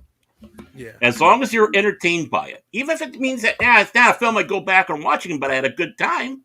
That's all that's important. Yeah, I haven't got a lot of that the past 5 years. I mean, when's the last? I know a lot of people like the Batman this year. Mm-hmm. I did not, man. I have a lot of flaws in that. That's a movie I probably should do a review. Like I did a review at the time. I should probably do a retrospective and really go in because I think the Batman. The reason why I like this movie better than Batman is this movie understands what it is. It's not trying to do too much, and it's A-okay being a dumb popcorn movie. This movie has no problem being a dumb popcorn movie and embraces it. Where the Batman thinks it's so smart and serious and shit doesn't make sense. It makes it that tone when you have a tone like that, even if it's a better made movie, it makes it like if you notice all the flaws, they're like unforgivable. But when you have a dumb popcorn movie, when you see the flaws, it's like whatever. You know what I mean? So that's because I'm thinking about doing reviews on both movies now. I'm like, there's something here. But I also think Hollywood is dying, man.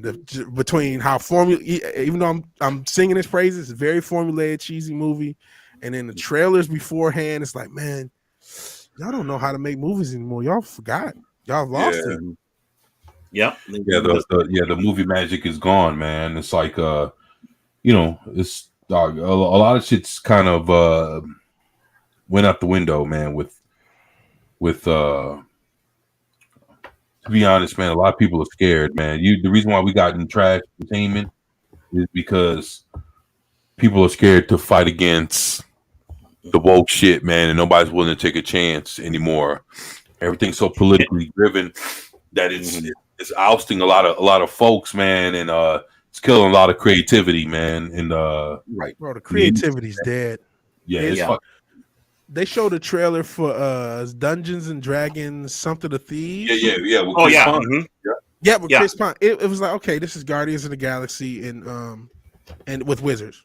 But it's the same dynamic. Even this has some of that Guardians of the Galaxy dynamic. It's like all they can pull from is the Marvel movies now.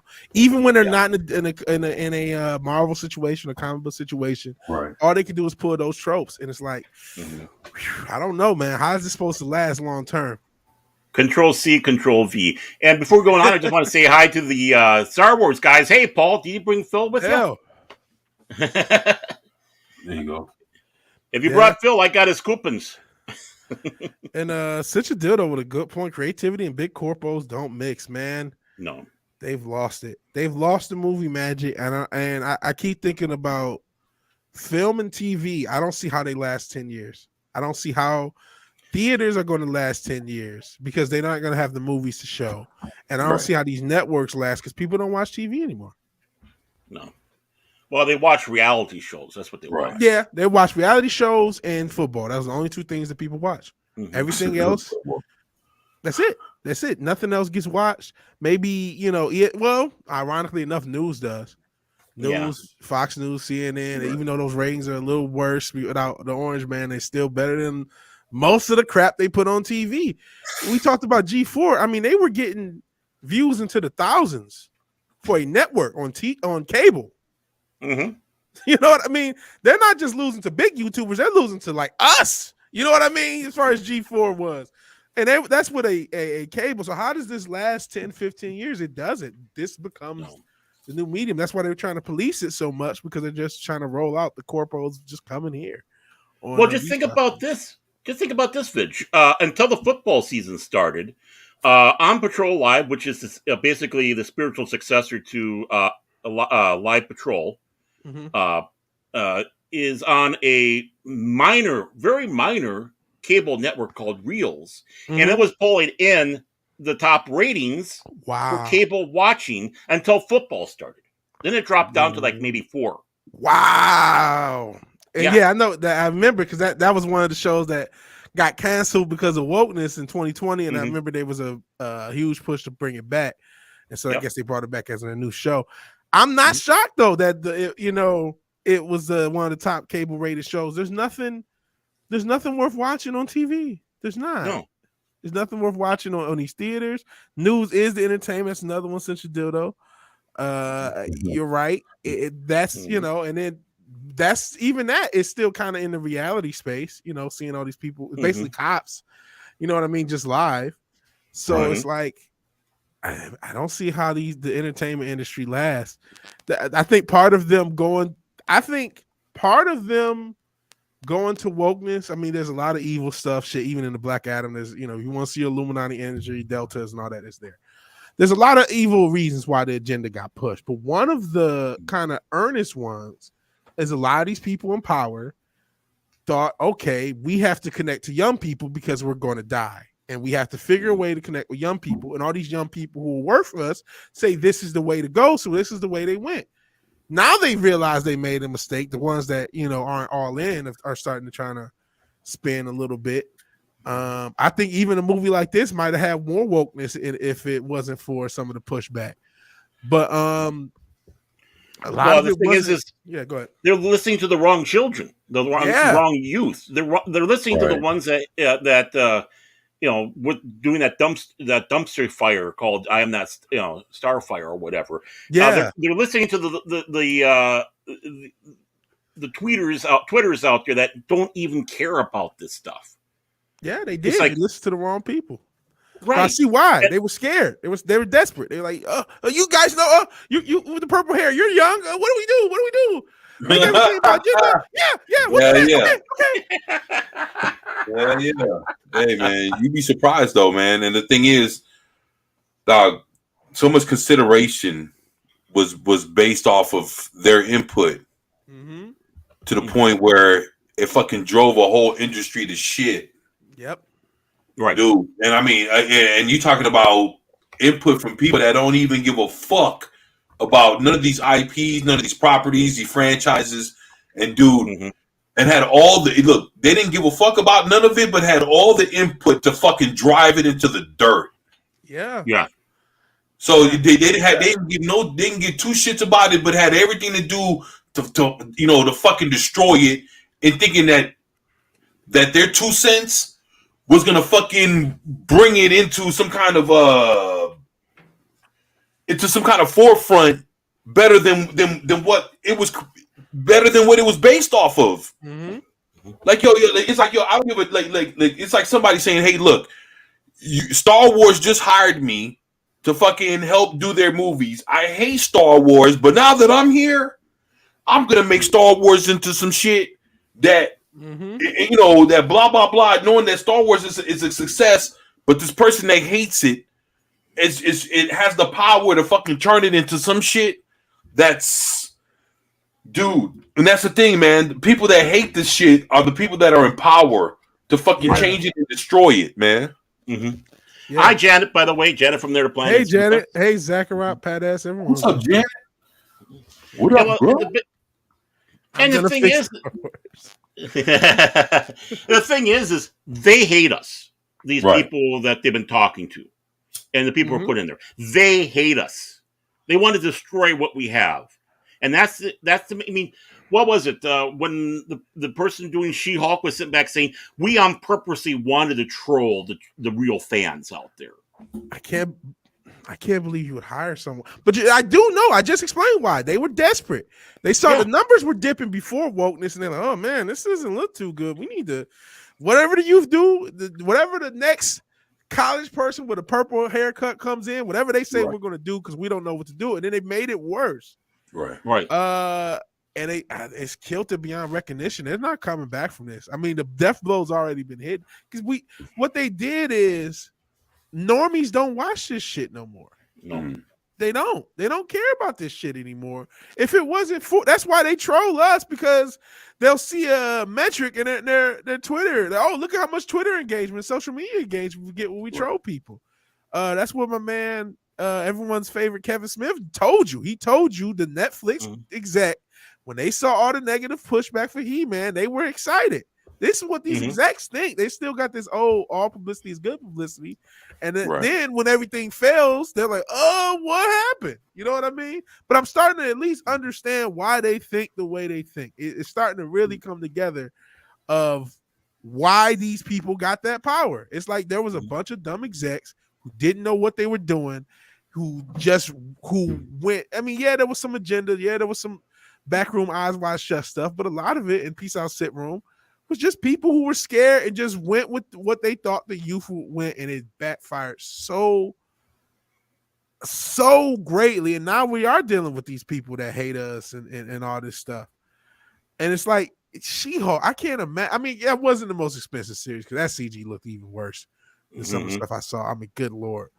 But it's just like, I can't believe Disney put in all that money towards a whole series for them to know it was no chance of this being successful. You know what I mean? It was done as a troll. I mean, that just seems crazy to me. Especially for a dying industry. It's like, okay, if this is what you guys want to do, I'll watch YouTube, I'll emulate video games. I got a billion things. We have more technology and more distractions than ever. You are not necessary. Hell yeah. I hardly see a new television show now. I mean, honestly, I watch old stuff and I read old stuff. It's, I mean, why should I waste my time? I can't even. First of all, I don't want to give them a metric, right? So I don't even want to do a rage click on to watching something like supposed Rings of Power, and just by the fact that just watching it, say, hey, look, someone watched it. It's popular. Yeah. No, I don't even want. And why should I waste my time having my blood pressure go up higher than it is right now? And be insulted. I got better things to do in my life.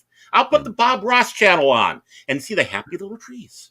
Yeah, you know what? Random, but I just heard Bob Ross's family got cheated out of his estate or some shit like that.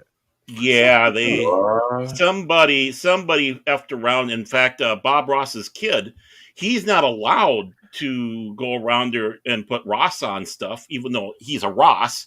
Because they claim that the Ross name is copyrighted, so they're screwing this investment group or whatever. Oh yeah, I know. You can't really copyright a name. That's more bullying. Like if he had enough attorney power, he could overturn that. I know that for a fact. Right, and they should, because his kid's pretty damn good too, and his kid's kind of got that gentle demeanor also. I mean, especially when you watch the old shows, and he brought his kid on to do. I remember that. Yeah. And Bob Ross is the man, though. His stuff. If you just want something in the background that's real chill, fuck Bob Ross. Who was fuck Bob Ross? Oh, I put it on and I had my blood pressure go down. It's like I'll probably put Bob Ross on after we're done tonight. Right? Pluto TV. Get Pluto TV. I'm not getting paid for this advertisement, by the way. Yeah, we should be though. Pluto, sponsor us. Yeah, sponsor us. I'm your biggest fan.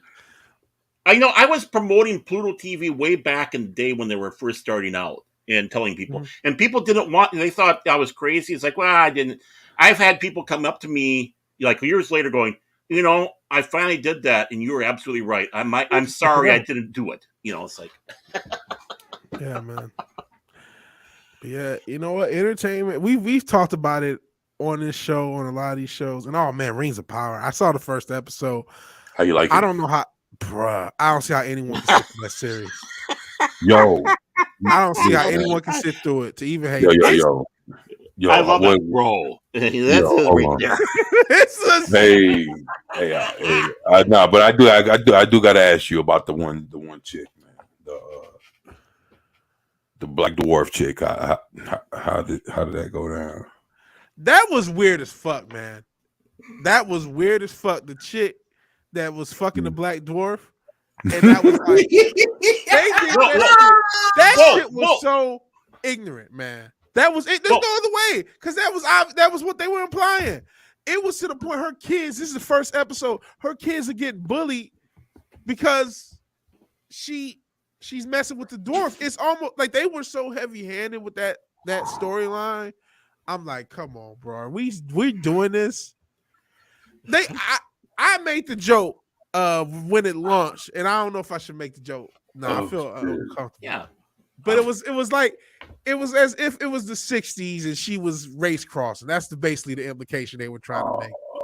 And it was like, this is crazy. It was so heavy-handed. Are you serious? Yeah, they didn't do it overtly, but that was the implication, yes. But Veg, it's not a joke. That is what they were doing. I mean, that their mindset is that way, and it's a very bigoted mindset. Yes, it is. You want to get bigots? They were legit bigots because the kid got bullied for it. He's like, "Oh, your mom's with the dwarf or elf, whatever the fuck you want." Oh yeah. And here's another Boom, thing. chicka, pow, pow. This show was so boring, so boring. I can't imagine anybody watching. Damn. I don't know what I couldn't hate watch it. I couldn't review. I thought to hate watching the review. That was the plan. Said, nah, buddy, I'm not doing this. Well, the thing is no one is watching it, and they're panicking over at Amazon. They're big time. They're talking about Ring of Power. Wait a minute. Yeah, right. Yeah. Wait a minute. You talking about the Black Dwarf that they got? Not the elf. The way you see, there's a difference. Well, you had the Black Dwarf, and you have the elf guy that came in, and they have the hot for him. The dwarf was a little short black chick. No, not the dwarf. Not her. I didn't get to her. I didn't. That's what I was asking you. I was like, did you get to her? I thought you were talking about the elf. No, I was talking about the black elf. My bad. I got it mixed up. It was a black elf. Yeah. I know about him. Yeah, he looked like Don Lemon. Yeah. Yeah, kind of like a younger one with the ears. With the little ears and shit. Yeah. Yeah. And he's messing around with one of the townspeople or whatever, and that's like frowned upon and shit. And the kids getting bullied for the shit. I didn't make it far enough to see the black dwarf. That must have been the second episode. I wasn't getting that. Yo, you got to get in there, man. You got to get in there. Man, fuck that. No, like 24. You like Fed. You don't want to put them through hell. Listen, when I'm on my deathbed, I'm not going to get time refunded. God's not going to say, remember that time you was watching Rings of Power for the Primetime Kings? That 8 hours you spent watching that terrible show? I'm going to give you that time back to spend with your family on your deathbed. Here you go. That's not how it goes. I ain't got enough time in my life to watch the rest of that show. If somebody else wants to do it, that's fine. That's fine, but I can't.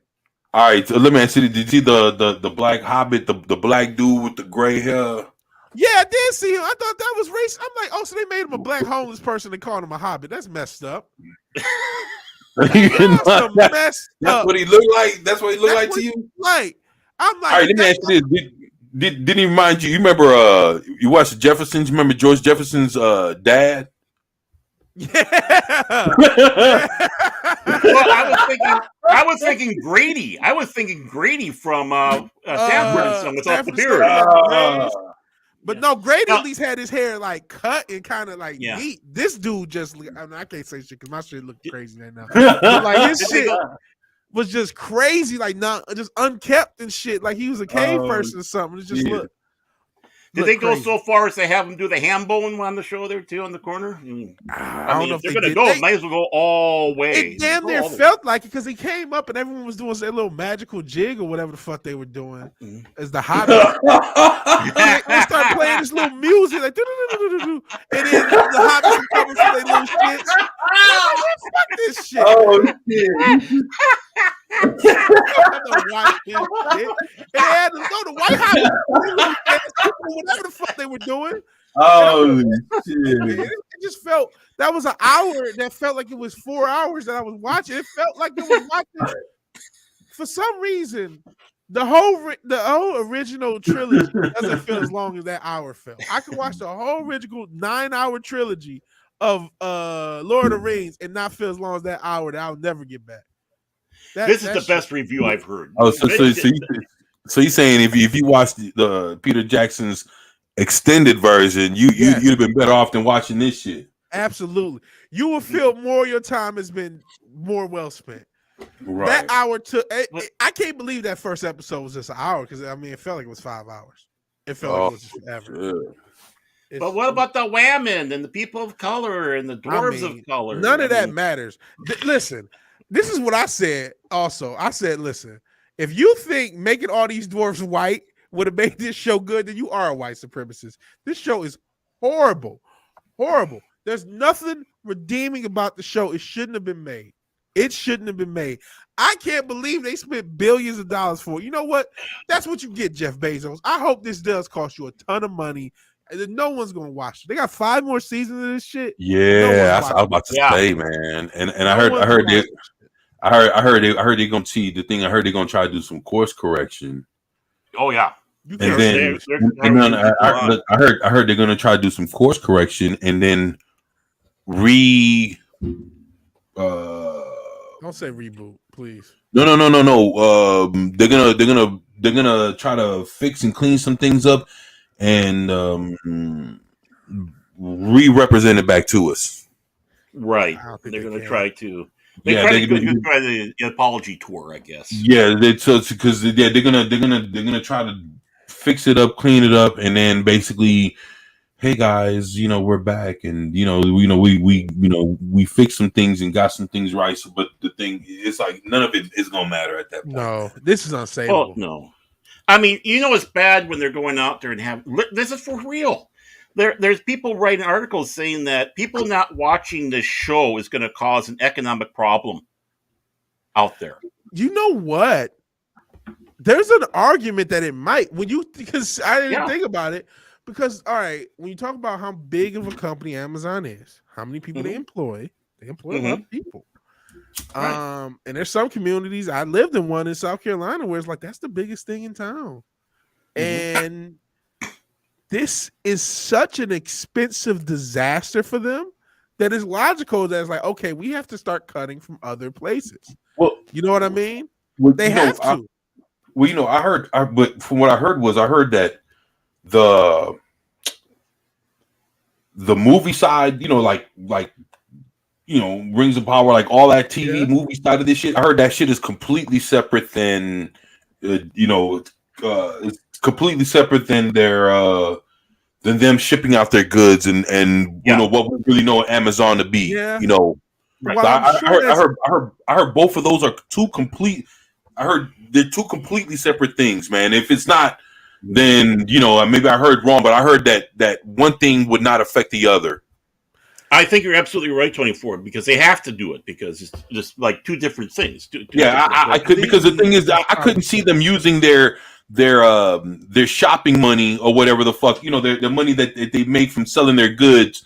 Of course, some of it comes from, but I can't see them taking all their money from one thing, loading it all into Amazon Prime, and not have anything to fall back on. Whether like they just fuck themselves and just put all their eggs in one basket kind of thing, But I heard they kept it completely different. That means that if the Amazon Prime side of it fails, like their movie side, their TV side of this shit, it will not impact their the side of it that sells goods and shit like that. But I heard that a lot of people will lose their jobs and a lot of other things will change at Amazon Prime itself. So, they got to worry about, keeping their own jobs and all this other shit because, but then I think Amazon Prime might shut down. So, like, I believe what you said. Shout out to New Private Dating Chat. Is there a mod in the building can get? Yeah. Well, you're a wrench, Veg. I'm not. Oh shit! 24 doesn't think enough of me to be a wrench. Man, I know. I'm hurt. Well, I got you got it. I got him. Yeah. But while I'm sure that's legally the case, that doesn't mean human beings run companies. You know what I'm saying? Right. So when money's low, humans do human shit. You know what I'm saying? So while I'm sure there's a separate company for Amazon Prime and there's a separate company for the shipping, I'm sure legally everything you said is 100% the case.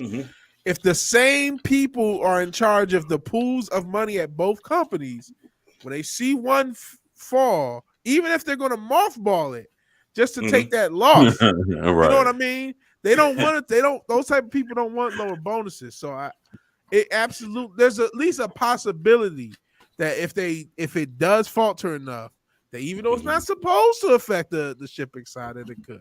That's my thought. Yeah. But I'm sure you're right. I'm sure you're right. Well, I mean, Bezos can survive a divorce, and now his ex-wife is the richest woman in the world because she got it the old-fashioned way. She got a divorce from a rich guy.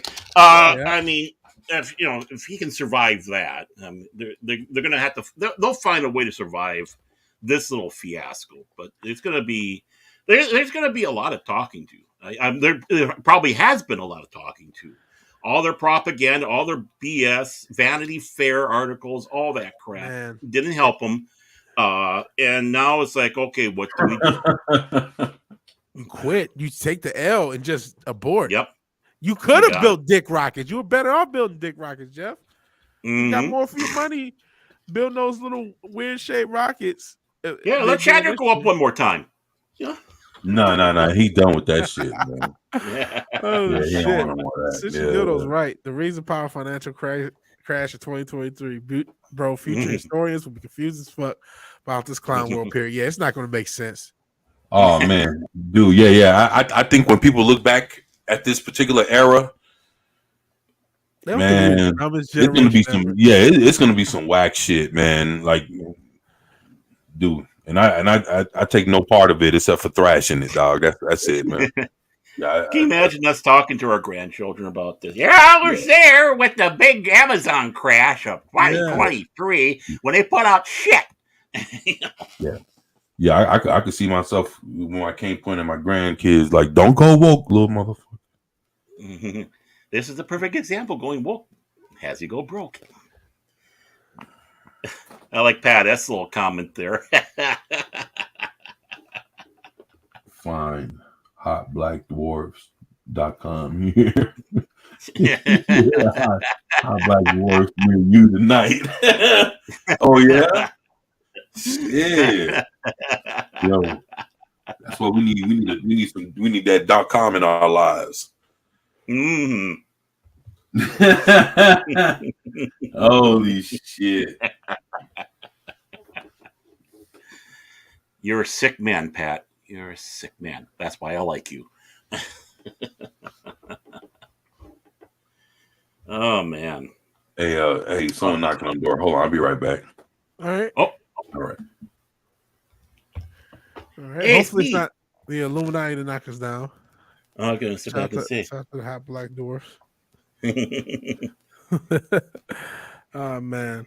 But yeah, the entertainment industry is going to die. If you guys wanted the long-term revenge for what they've done to all these franchises, at the end of the day, they will end. They will lose. Like, there's no doubt about that, because it doesn't math. This doesn't math long term. I get it. There's ESG funding. I get it. There's this, but not all those. Every party that was funding them, whether it's China, whether it's the bankers, man, there is a financial crisis coming, and they don't have the money. I'm not saying that some of the money they don't have. They ain't got the money to save a whole industry that can't hold its weight, and I don't see how the entertainment industry holds its weight anymore.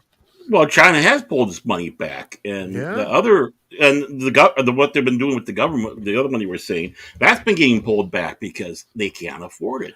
Yeah.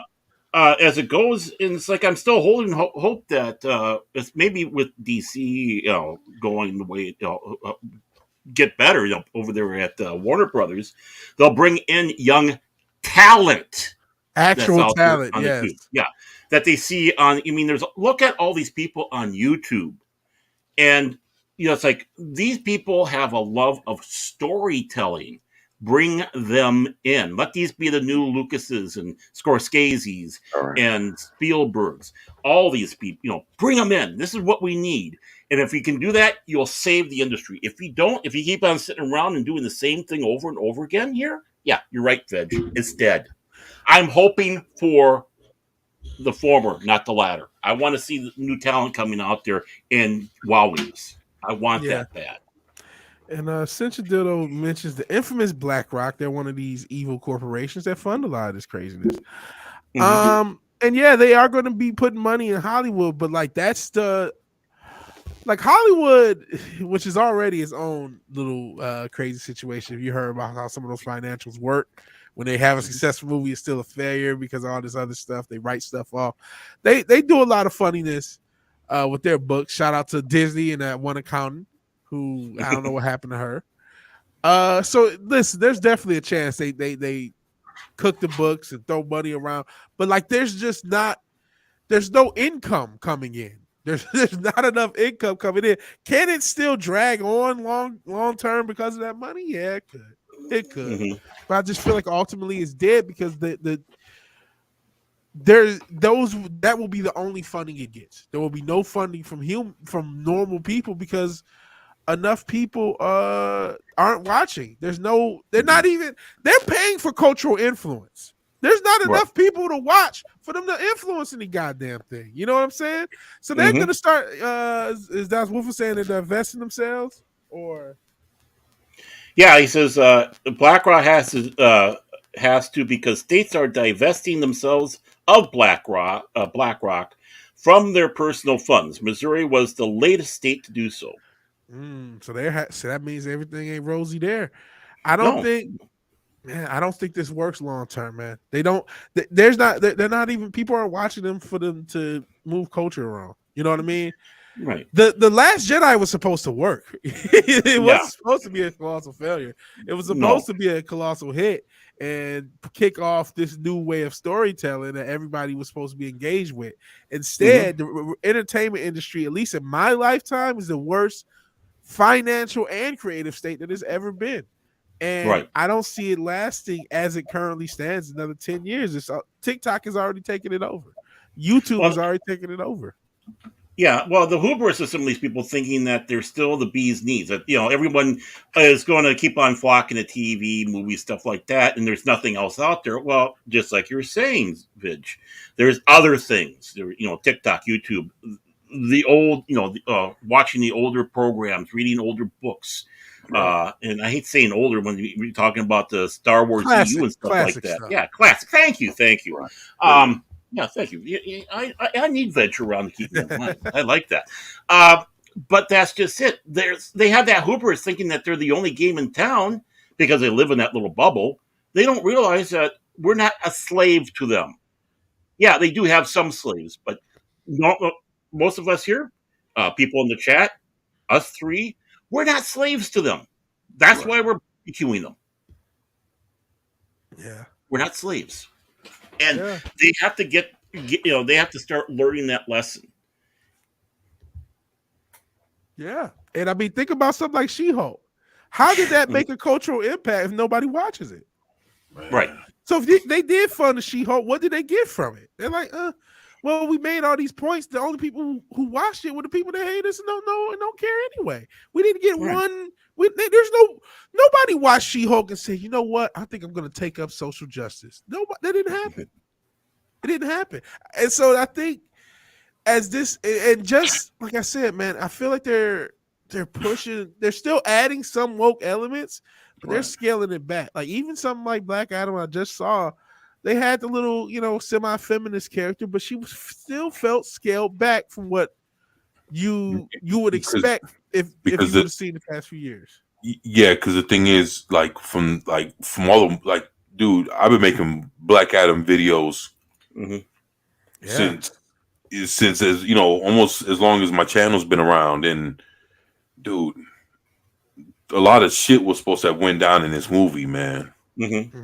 Yeah, 24 and I were speculating that they probably did some chopping to this film before it came out, which is why no doubt.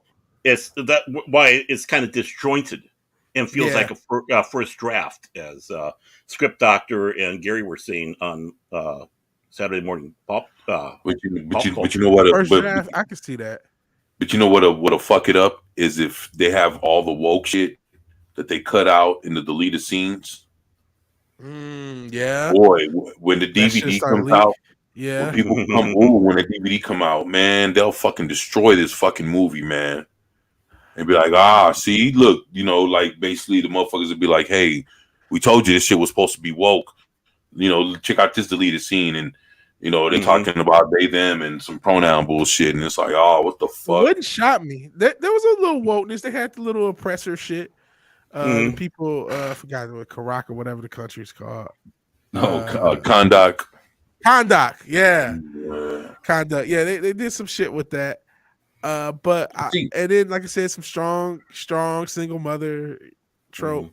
But it felt muted. If I could see that there was probably more, and it got taken out, and they kept it focused on the action. That's one thing I'll give this movie credit. They said, "Fuck," they put action first, even ahead of storytelling.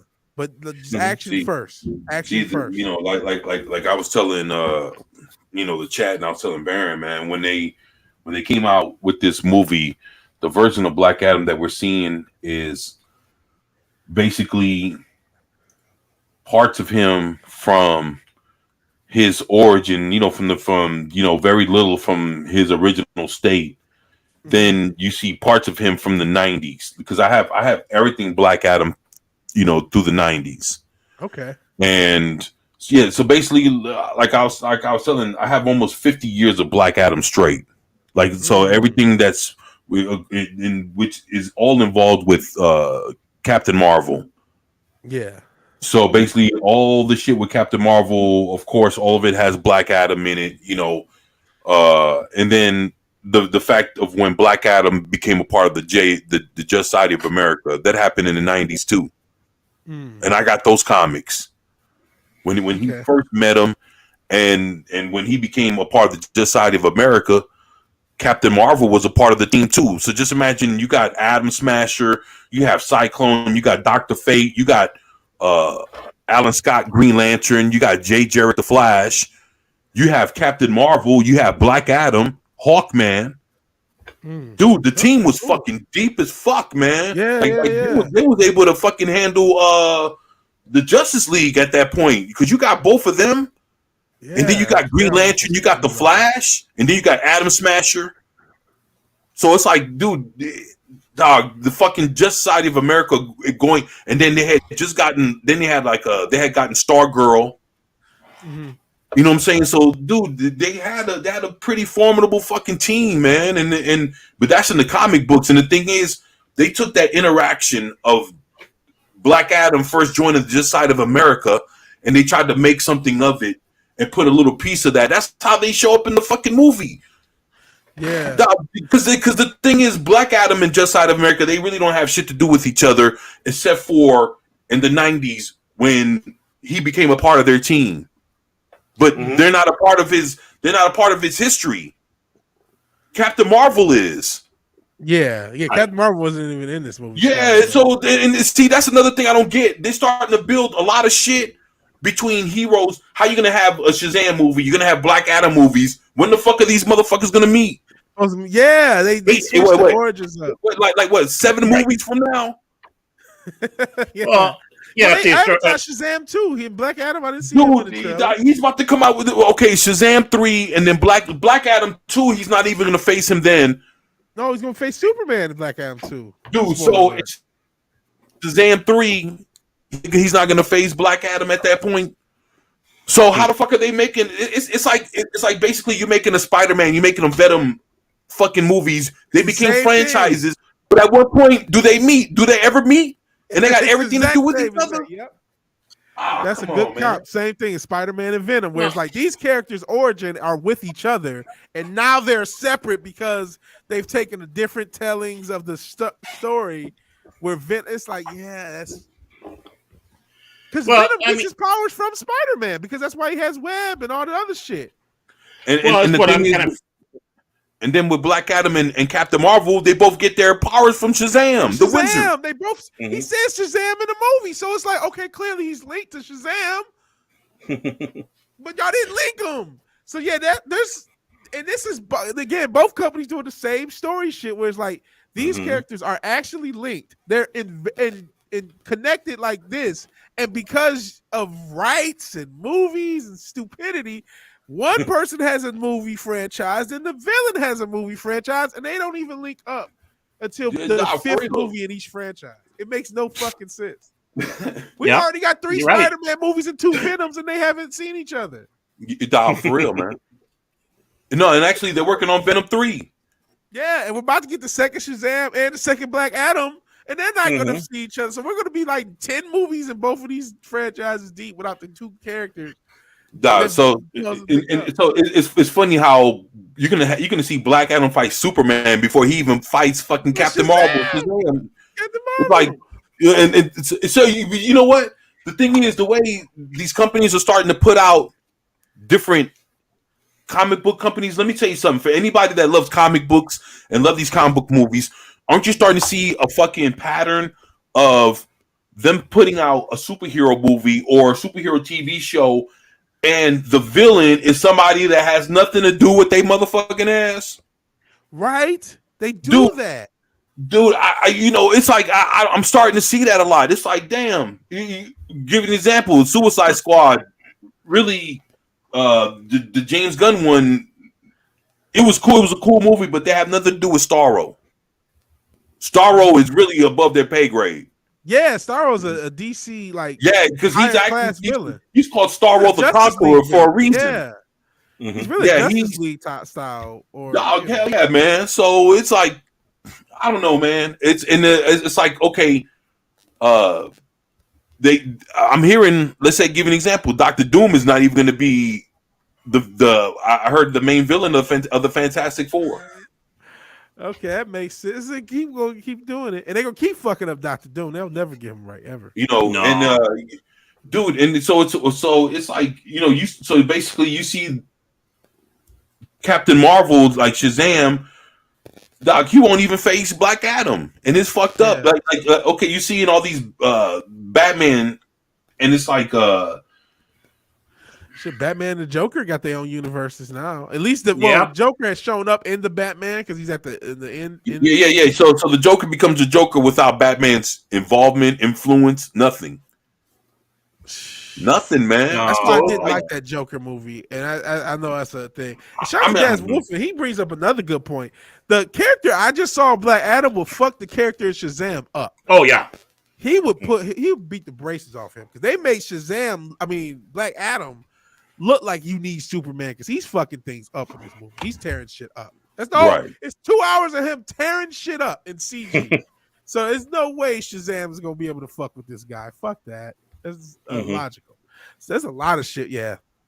You know what? Honestly, if we really look at it, the whole MCU era, like they've always got the villains wrong. They fucked up every single villain they did, except Thanos, and then they kind of fucked him up too. Man. And then DC they fucked up Lex Luthor. That wasn't the right Lex Luthor. Oh, they hell no. Up. You know what I mean? They keep fucking these villains up or getting the wrong villain or doing shit. They have yet to get it right. Right. They got it more right with Gene Hackman as Lex Luthor and Jack as Joker back in the day. Yeah. You're right. 100%. Yeah. Yeah, I didn't like Kevin Spacey as Lex Luthor. Yeah. He was a whack ass. Wrong casting. Yeah, and then they had Kumar from Harold and Kumar. Oh yeah. Then you see how he died, right? What you talking about? Kumar. He died in Superman Returns. I didn't even know that. I don't remember Kumar being in the movie. I don't remember that movie that much. Yeah. He was one of Kevin Spacey's Lex Luthor's henchmen. Yeah. He was one of his henchmen. Look it up, man. Like he was one of his henchmen. And the way he died is like they had like some kind of like something shook like an earthquake or some shit, and a rock fucking fell on him. Like, I do vaguely remember that shit. Yeah, and it was it. Rock World thing. I'm gonna have a DC movie marathon. I do have HBO Max because of my daughter. So yeah, man. You know what? A lot of it's hit or miss. And they used to have a good animated movie series. I don't think that's as good as it used to be. It's not. To me, it had its heyday in the early 10s, late 2000s. It was like a lot of. They had to about 2014, 15. And then when they started to get into the New 52, almost sound like clobbering times. When they started to really go hard with the New 52 shit, it started to fall off to me.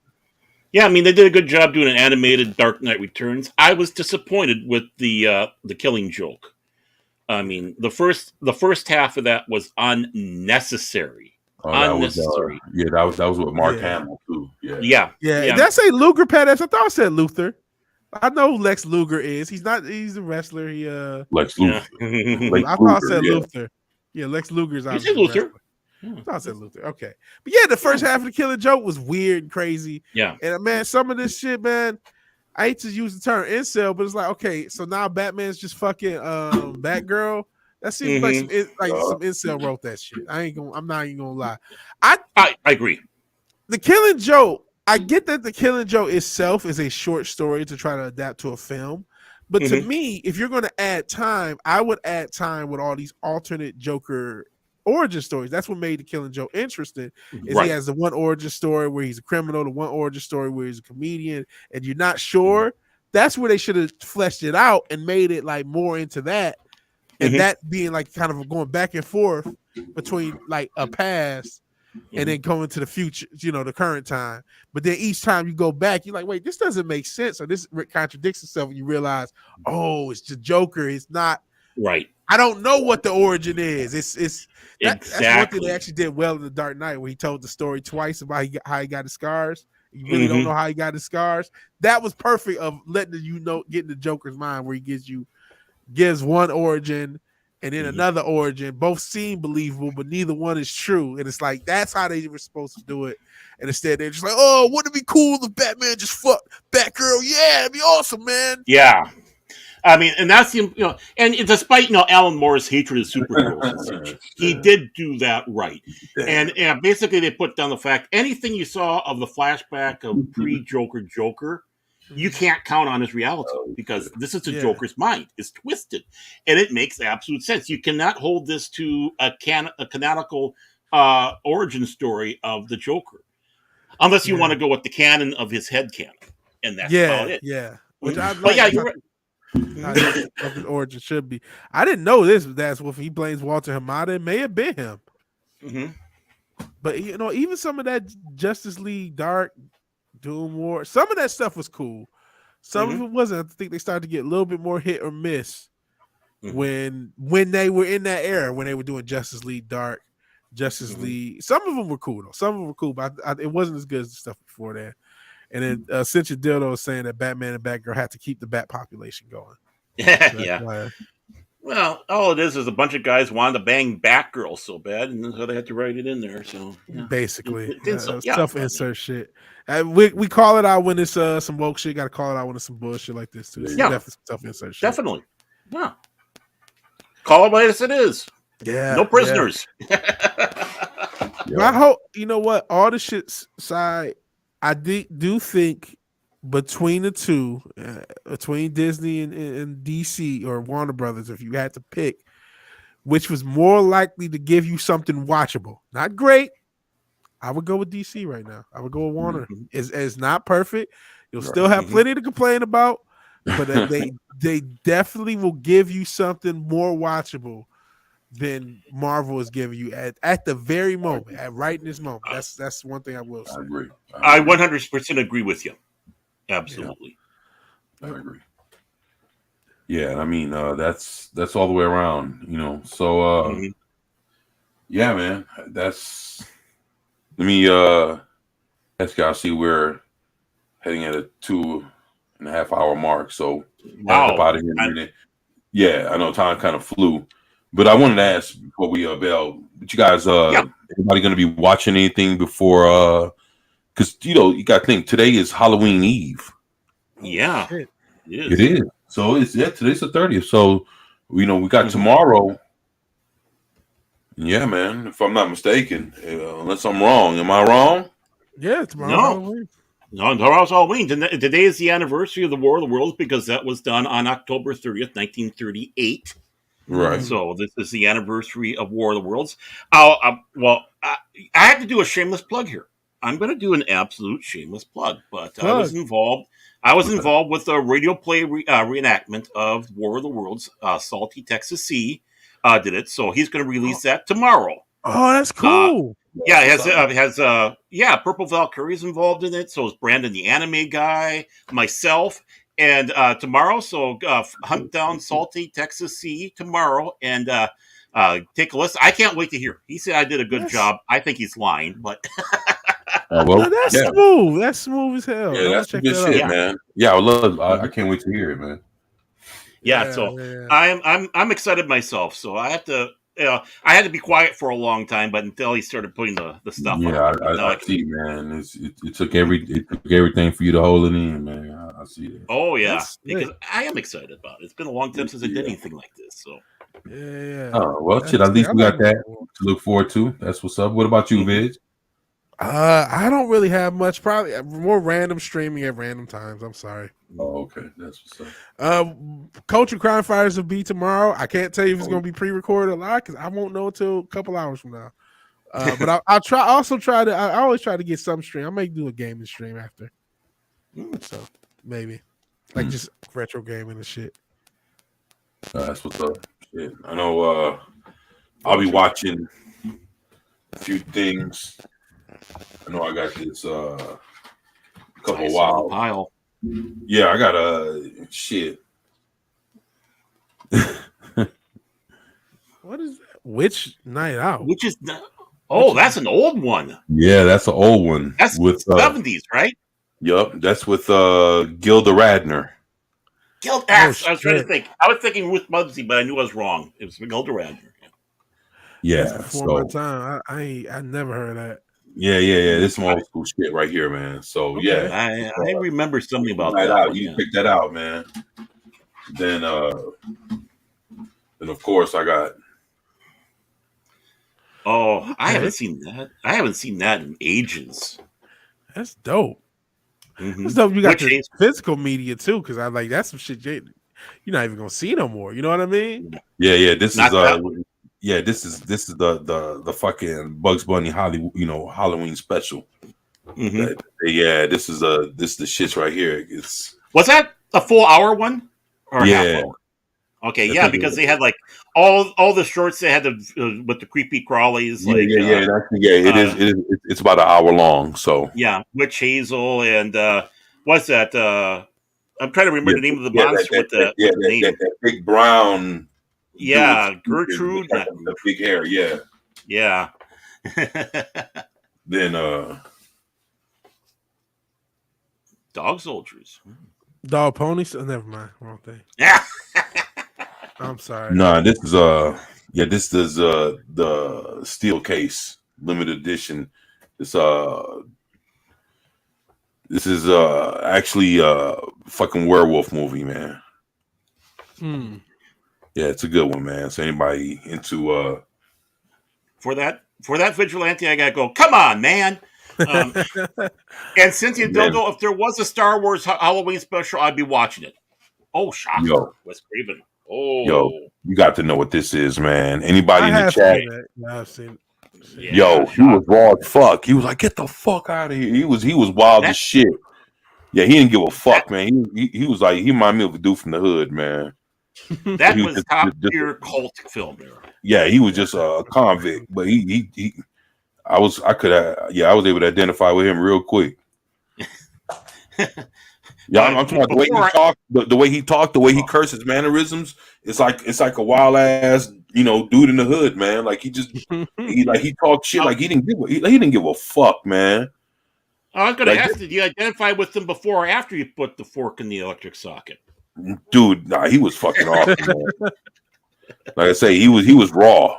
Like if there was ever a dude like this movie reminds me of like a Nightmare on Elm Street mixed with some straight gangster ass dude, like he who talks shit like along mixed with King Arthur. Like this had elements of King Arthur, Knights of the Round Table, Lady of the Lake kind of thing with it. So it had elements from a lot of different things put into this movie. And if anybody's ever watched this, man, the shocker had it. Look, if you even heard of it, man, go watch this movie, man. It'll make you say, "What the fuck?" And it's crazy because it's with Mitch Pileggi. He's the guy that the boss of Scully and Mulder in X-Files. But just to see that it was him, dude, he was whooping. He whooped so much ass in this fucking movie, man. Oh yeah. Oh, he was. It's been ages since I've seen that. It's been Dude, ages since he jumped to the TV and he whooped this one dude's ass so bad. I felt bad for him, man. Hey, take care, Badass. Yeah, peace, Badass. Salute. Yeah, man. Take it easy, bro. Yeah, man. Then, so that's a shocker. Rocky. Let's do the time war. That's just I have wild. never seen that. And Yeah, man. You gotta put your eyes on it at least once, man. To at least say, hey, man, you can see what all the hype was about. To even say whether you liked it or not, to say that you gave it a run. Yeah, man. Shit. That's the one thing that the long suffering has over me. She's actually, her brother took her to see it in the theater back in the days when it was this is 25th. the They still 25th. showed in the theater. Yeah. Probably I'm sure there's a showing around there now. You know what I mean? But that was an every week thing for I don't know how many years. And they'd fill the theater every Friday or Saturday night. And in 10 years at least. Yeah, this is look at that shit, man. They got the old Tim Curry, Frankenfurter. Oh yeah, that motherfucker there, man. He was this whole thing is a trip, man. Listen, you had Meatloaf in there. You had This Susan Sarandon, Susan Sarandon, got some shit, man. So man, Rocky Horror Picture, and then Trick or Treat. There's an error. Hell yeah. And then of course I got horror movies like crazy, but these are the ones that I put on the top of my list, man. Then I have like Halloween, a whole collection of Halloween, Nightmare on Elm Street, Friday the 13th sitting over there. But I figured these particular ones, along with, there we go. The Charlie is a great pumpkin, Charlie Brown. Yeah, it's classic. Yeah, man. So I figured, I'll be, I didn't dig and grabbed a couple of these, and I'm gonna have to watch these between tonight and tomorrow. So, I mean, I believe in a mixture of doing like something of the Universal era at least. Even if it's Abbott and Costello means Frankenstein, if you want to go funny, or one of the classic Dracula or Frankenstein one. Something out of the Hammer horror era. Yeah. You got to have something out of the Hammer horror. American Werewolf. Yeah, American Werewolf in London, the original Fright Night. I mean, you got to get those. Those are movies to really sit back, as much as the other ones you were talking about as well. Right. Yeah, man. I got a horror fucking collection. I was just looking at Fright Night. Like, do I want to watch this? Man. Oh, you want to watch Fright Night? You got to watch Fright. That is a great one. But the thing is, man, when you got so much, man, I got I got the whole Halloween collection. And I got Christine, about the car. Yeah, I have so many movies. I got all these Pumpkinhead? You got Pumpkinhead? Yeah, I got Pumpkinhead. I think I got Pumpkinhead 1, 2, and 3, if I'm not mistaken, man. Then I got Leprechaun in the Hood. I got all those. I got all the Critters. I got the Gremlins 1 and 2. I got, dude, I'm talking about Gremlins. I got all the Amityville Horrors, Poltergeist, dude. I mean, but I got so many horror movies, man. I mean, I got so much shit that I'm not even talking about, man. I got so much shit. And I love horror movies, man. I got a shitload of zombie flicks, vampire movies, werewolf movies. Even with horror, there's like different genres within horror. It's like that with sci-fi, man. It's with sci-fi, you just can't. Shit, you got you got your sci-fi. You got your space movies. Your Star Wars, Star Trek. Battlestar Galactica. Then you have your Lord of the Ring movies, like your shit with like elves and trolls and shit like that. Then and then from there you got your then you also have like so you have like sci-fi, you have that. then you have like your like magical, like magicians and different things, and sometimes that's different levels because you have like Merlin, you know, in like Knights of the Round Table, which is different than Gandalf in Lord of the Rings. Yeah, I mean, you have high fantasy, you have low fantasy, Right. You have science fiction comedy, science fiction horror, you have science fiction action, you have science fiction drama, sometimes mixture of all these. Right, because you have like your post-apocalyptic movies, you have your Terminator, right? You know, you have you have science fiction, you have space opera. I mean, it's like you can't just say science fiction, or you just can't say fantasy, and you just can't say horror. Because you have your slashers, you have your thrillers, there's all sorts of different horrors.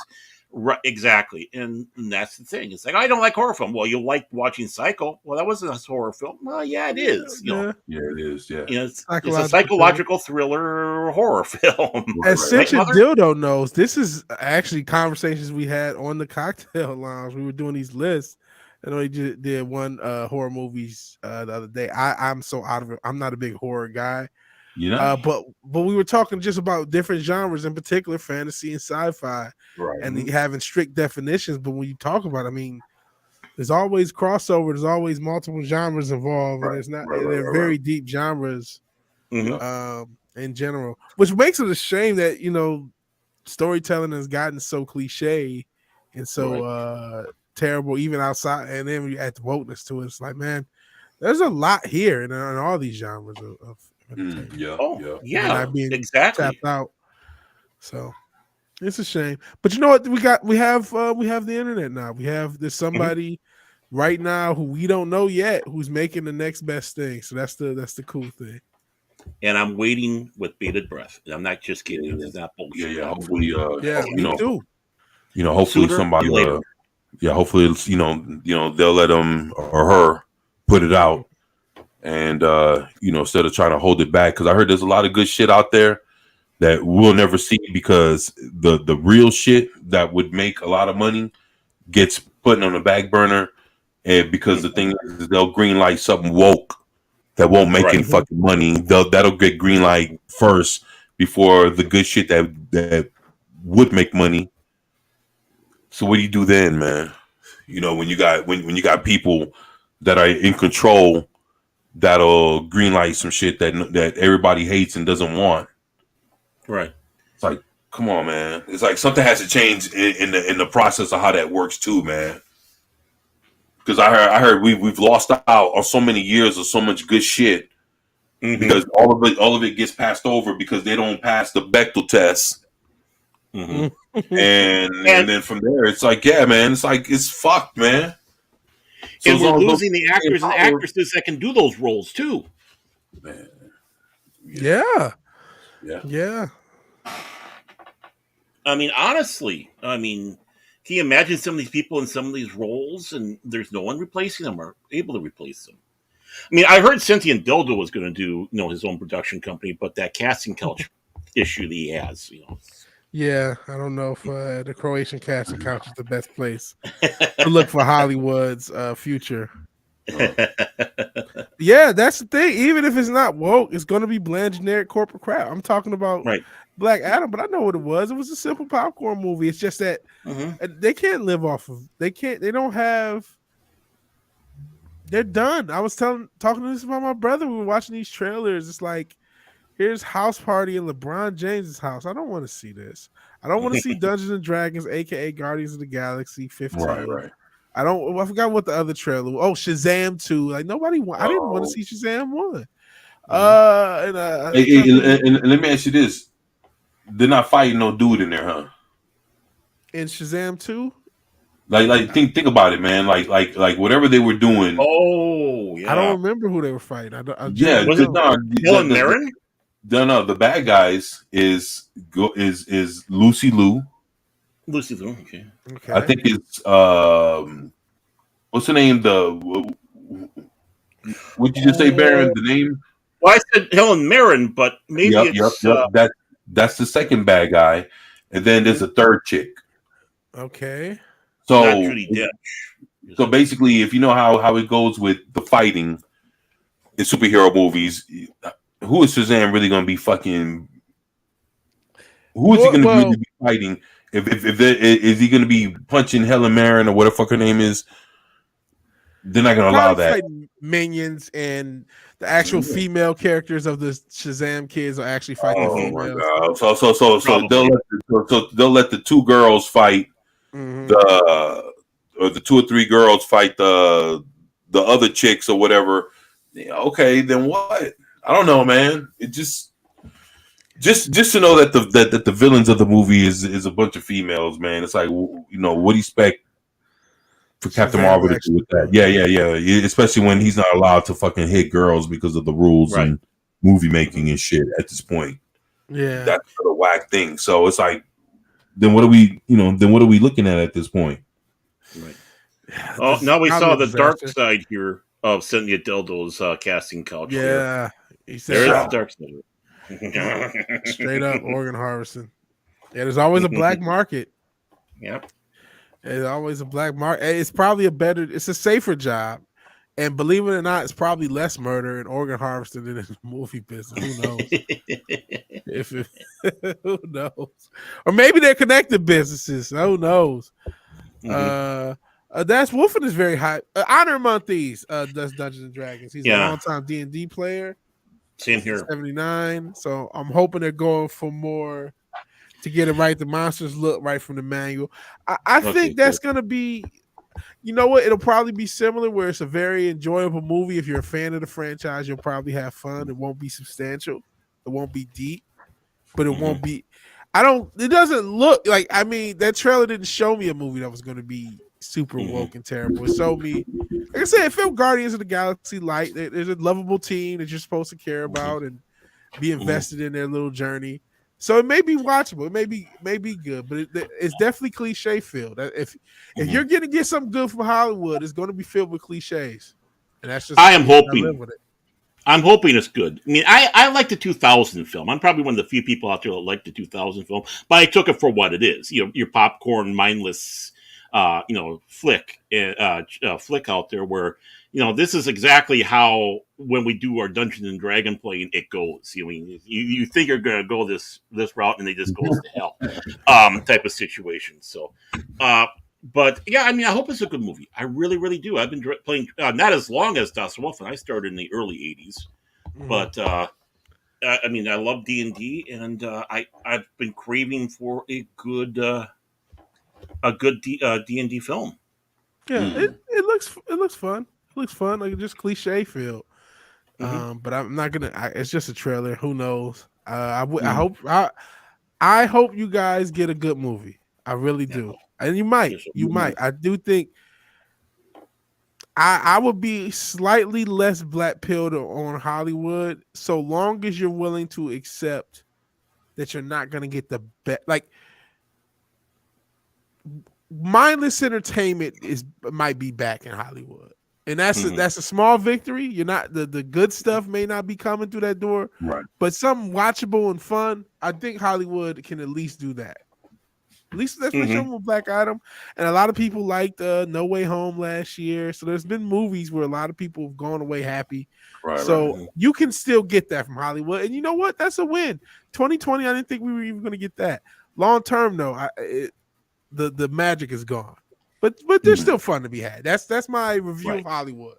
The magic is gone, but there's still fun to be had as long as they're not being idiots, which is not going to be always. But summertime, right. And there's always a chance for it to turn around. We got to have hope that it'll turn around, but cautiously hopeful. Right. That way we're not utterly brokenhearted. There you go. Oh shit. Well, I'll tell you what, gentlemen, I'm gonna go ahead and wrap it up. If you guys got any last words for the great people in the chat? Stay classy, San Diego. I love you all. If it wasn't for you guys out in the chat there, we wouldn't be doing this. So, we probably would be, but nobody watching us. But it means a lot to see the stuff in the chat and the interaction, and we thank you. We do. Oh yeah. And thank you. Yeah, just wanted to thank everybody for supporting us, subscribing to us, and coming here to kick it with us. We had as many as 14, 15 people here at one time watching us. So that's what's up. And we holding on to about 9 to 10 now. Kind of fluctuates, but just wanted to say we're thankful for everybody that comes and checks us out. And please subscribe to Baron Norman Tag and Vigilante Williamson. These guys are great YouTubers, and they can definitely we can all use your support. So please sub to me, please. Well, but yeah, you just want to tell everyone thank you. You all have a great evening. I'll be dropping I dropped 2 videos today in case you guys haven't checked it out. Henry Cavill basically quitting The Witcher, so that's interesting. Mm-hmm. Yeah, that's because he's going to do Superman. Yeah, that could be a positive long term. Yeah. And then they got Thor's brother Liam Hemsworth taking over, so that's yeah. Me and my brother were just talking about this. Yeah, that's the thing. He's no Henry Cavill, man. So that's basically after season 4, it's a wrap. Unless they keep going with it. I mean, they can keep going with it if they want to, but that'll break their Netflix rules of how long they let seasons run. Along with the fact that it'll be like, how you ever watched the Scorpion King 2, 3, 4, and 5? No. Well, it's with another guy that's like a quarter of what The Rock is. Yeah, playing those roles. Yeah, that's what it'll be like with Liam. So it'll be one of those kind of things. So yeah, you got that shit, man. Ben Affleck's back as Batman. Henry Cavill signs. James Gunn takes over as him and his homeboy Safran is taking over as the new Kevin Feige's of DC. So there's a lot of shit, man. A lot of stuff going on, man, and there's some cautious optimism in the DC. Yeah, there you go. That's about the most I can say, and until the and then we'll just have to judge it and see, and when they start making their moves, because that's the only way all this will be worth the fuck is once they start pressing the buttons. Let's see what James Gunn is what is he going to be over, or what's coming out, creatively and all this and that, because that's really where it's going to be his deal. Safran's going to be handling more of the business side. James Gunn's going to be handling more of the creative side of things. But is everything going to be like Suicide Squad? Is everything going to be like Guardians of the Galaxy? And that's what I'm hoping is not. Right. Because we can only take so much of the jokes and everything coming out being like Peacemaker, man. I don't want to fucking see the whole DC universe being like another Peacemaker, man. That might be the direction they're leaning towards too. Man, fuck all that. Hope not. So I get the what? As much as I hate to say it, I do understand the frustration with the Snyder guys. I understand their frustration because it's gonna be a mix between Peacemaker and what Zack Snyder already started. They're gonna mix that formula to get, a bunch of cool little over extreme, because there's some violent shit in this movie. Like that's why I'm like, there's definitely a Snyder influence, and you're gonna see that. And when you're not seeing all those scenes, you're gonna be filled with laughs, filled with jokes and cliches and jokes and so right. I think that's the direction they're going. We'll see. But I'll take that rather than Fiona from Shrek telling me why she hates men. I'll take that. If those are the choices I've been given, which it seems like it is, I'm gonna go with the Peacemaker Snyder cut, because it's a better product. It is what it is, and that's that's why I said long term Hollywood is dead, because it's like that's still not great, but it's much better than the alternative. I know, right? It's like, fuck it, we're picking the lesser of two evils in this bitch. Yep. Yeah. Well, that's a wrap.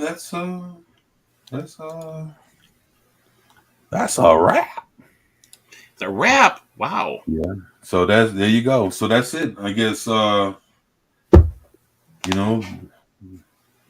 said what they had to say. I know wanted to tell everybody thank you, and hopefully you guys enjoy the rest of your weekend, and hopefully you guys have a good and safe Halloween. You guys, for yourselves and for the kids and everything else. Other than that, shit, we look forward to catching up with y'all next week for the with the Primetime Kings, 5 o'clock Central. I know we ran a little bit longer, but it was good to have Vigilante come on and shit. Hell, it was good. So hell, we kept going even though we was getting ready to wrap it up. Shit, he came at a good time and shit. We kept going for about an hour. Yeah, there you go. And we're thankful for that. So yeah, we had a good time we had a great time with you guys. And shit, looking forward to doing it again next week, and we'll talk more about Black Adam and all this other shit because there's a conversation to continue to be had for the simple fact that he's still kicking ass in the second week over in the theaters, and they say for week 3 he's supposed to still be kicking ass. So we'll see when we get back, see how well he's doing next week, and we look forward to catching up with y'all. And like I say, you guys have a good weekend. We love y'all. Y'all take it easy and enjoy the rest of your week.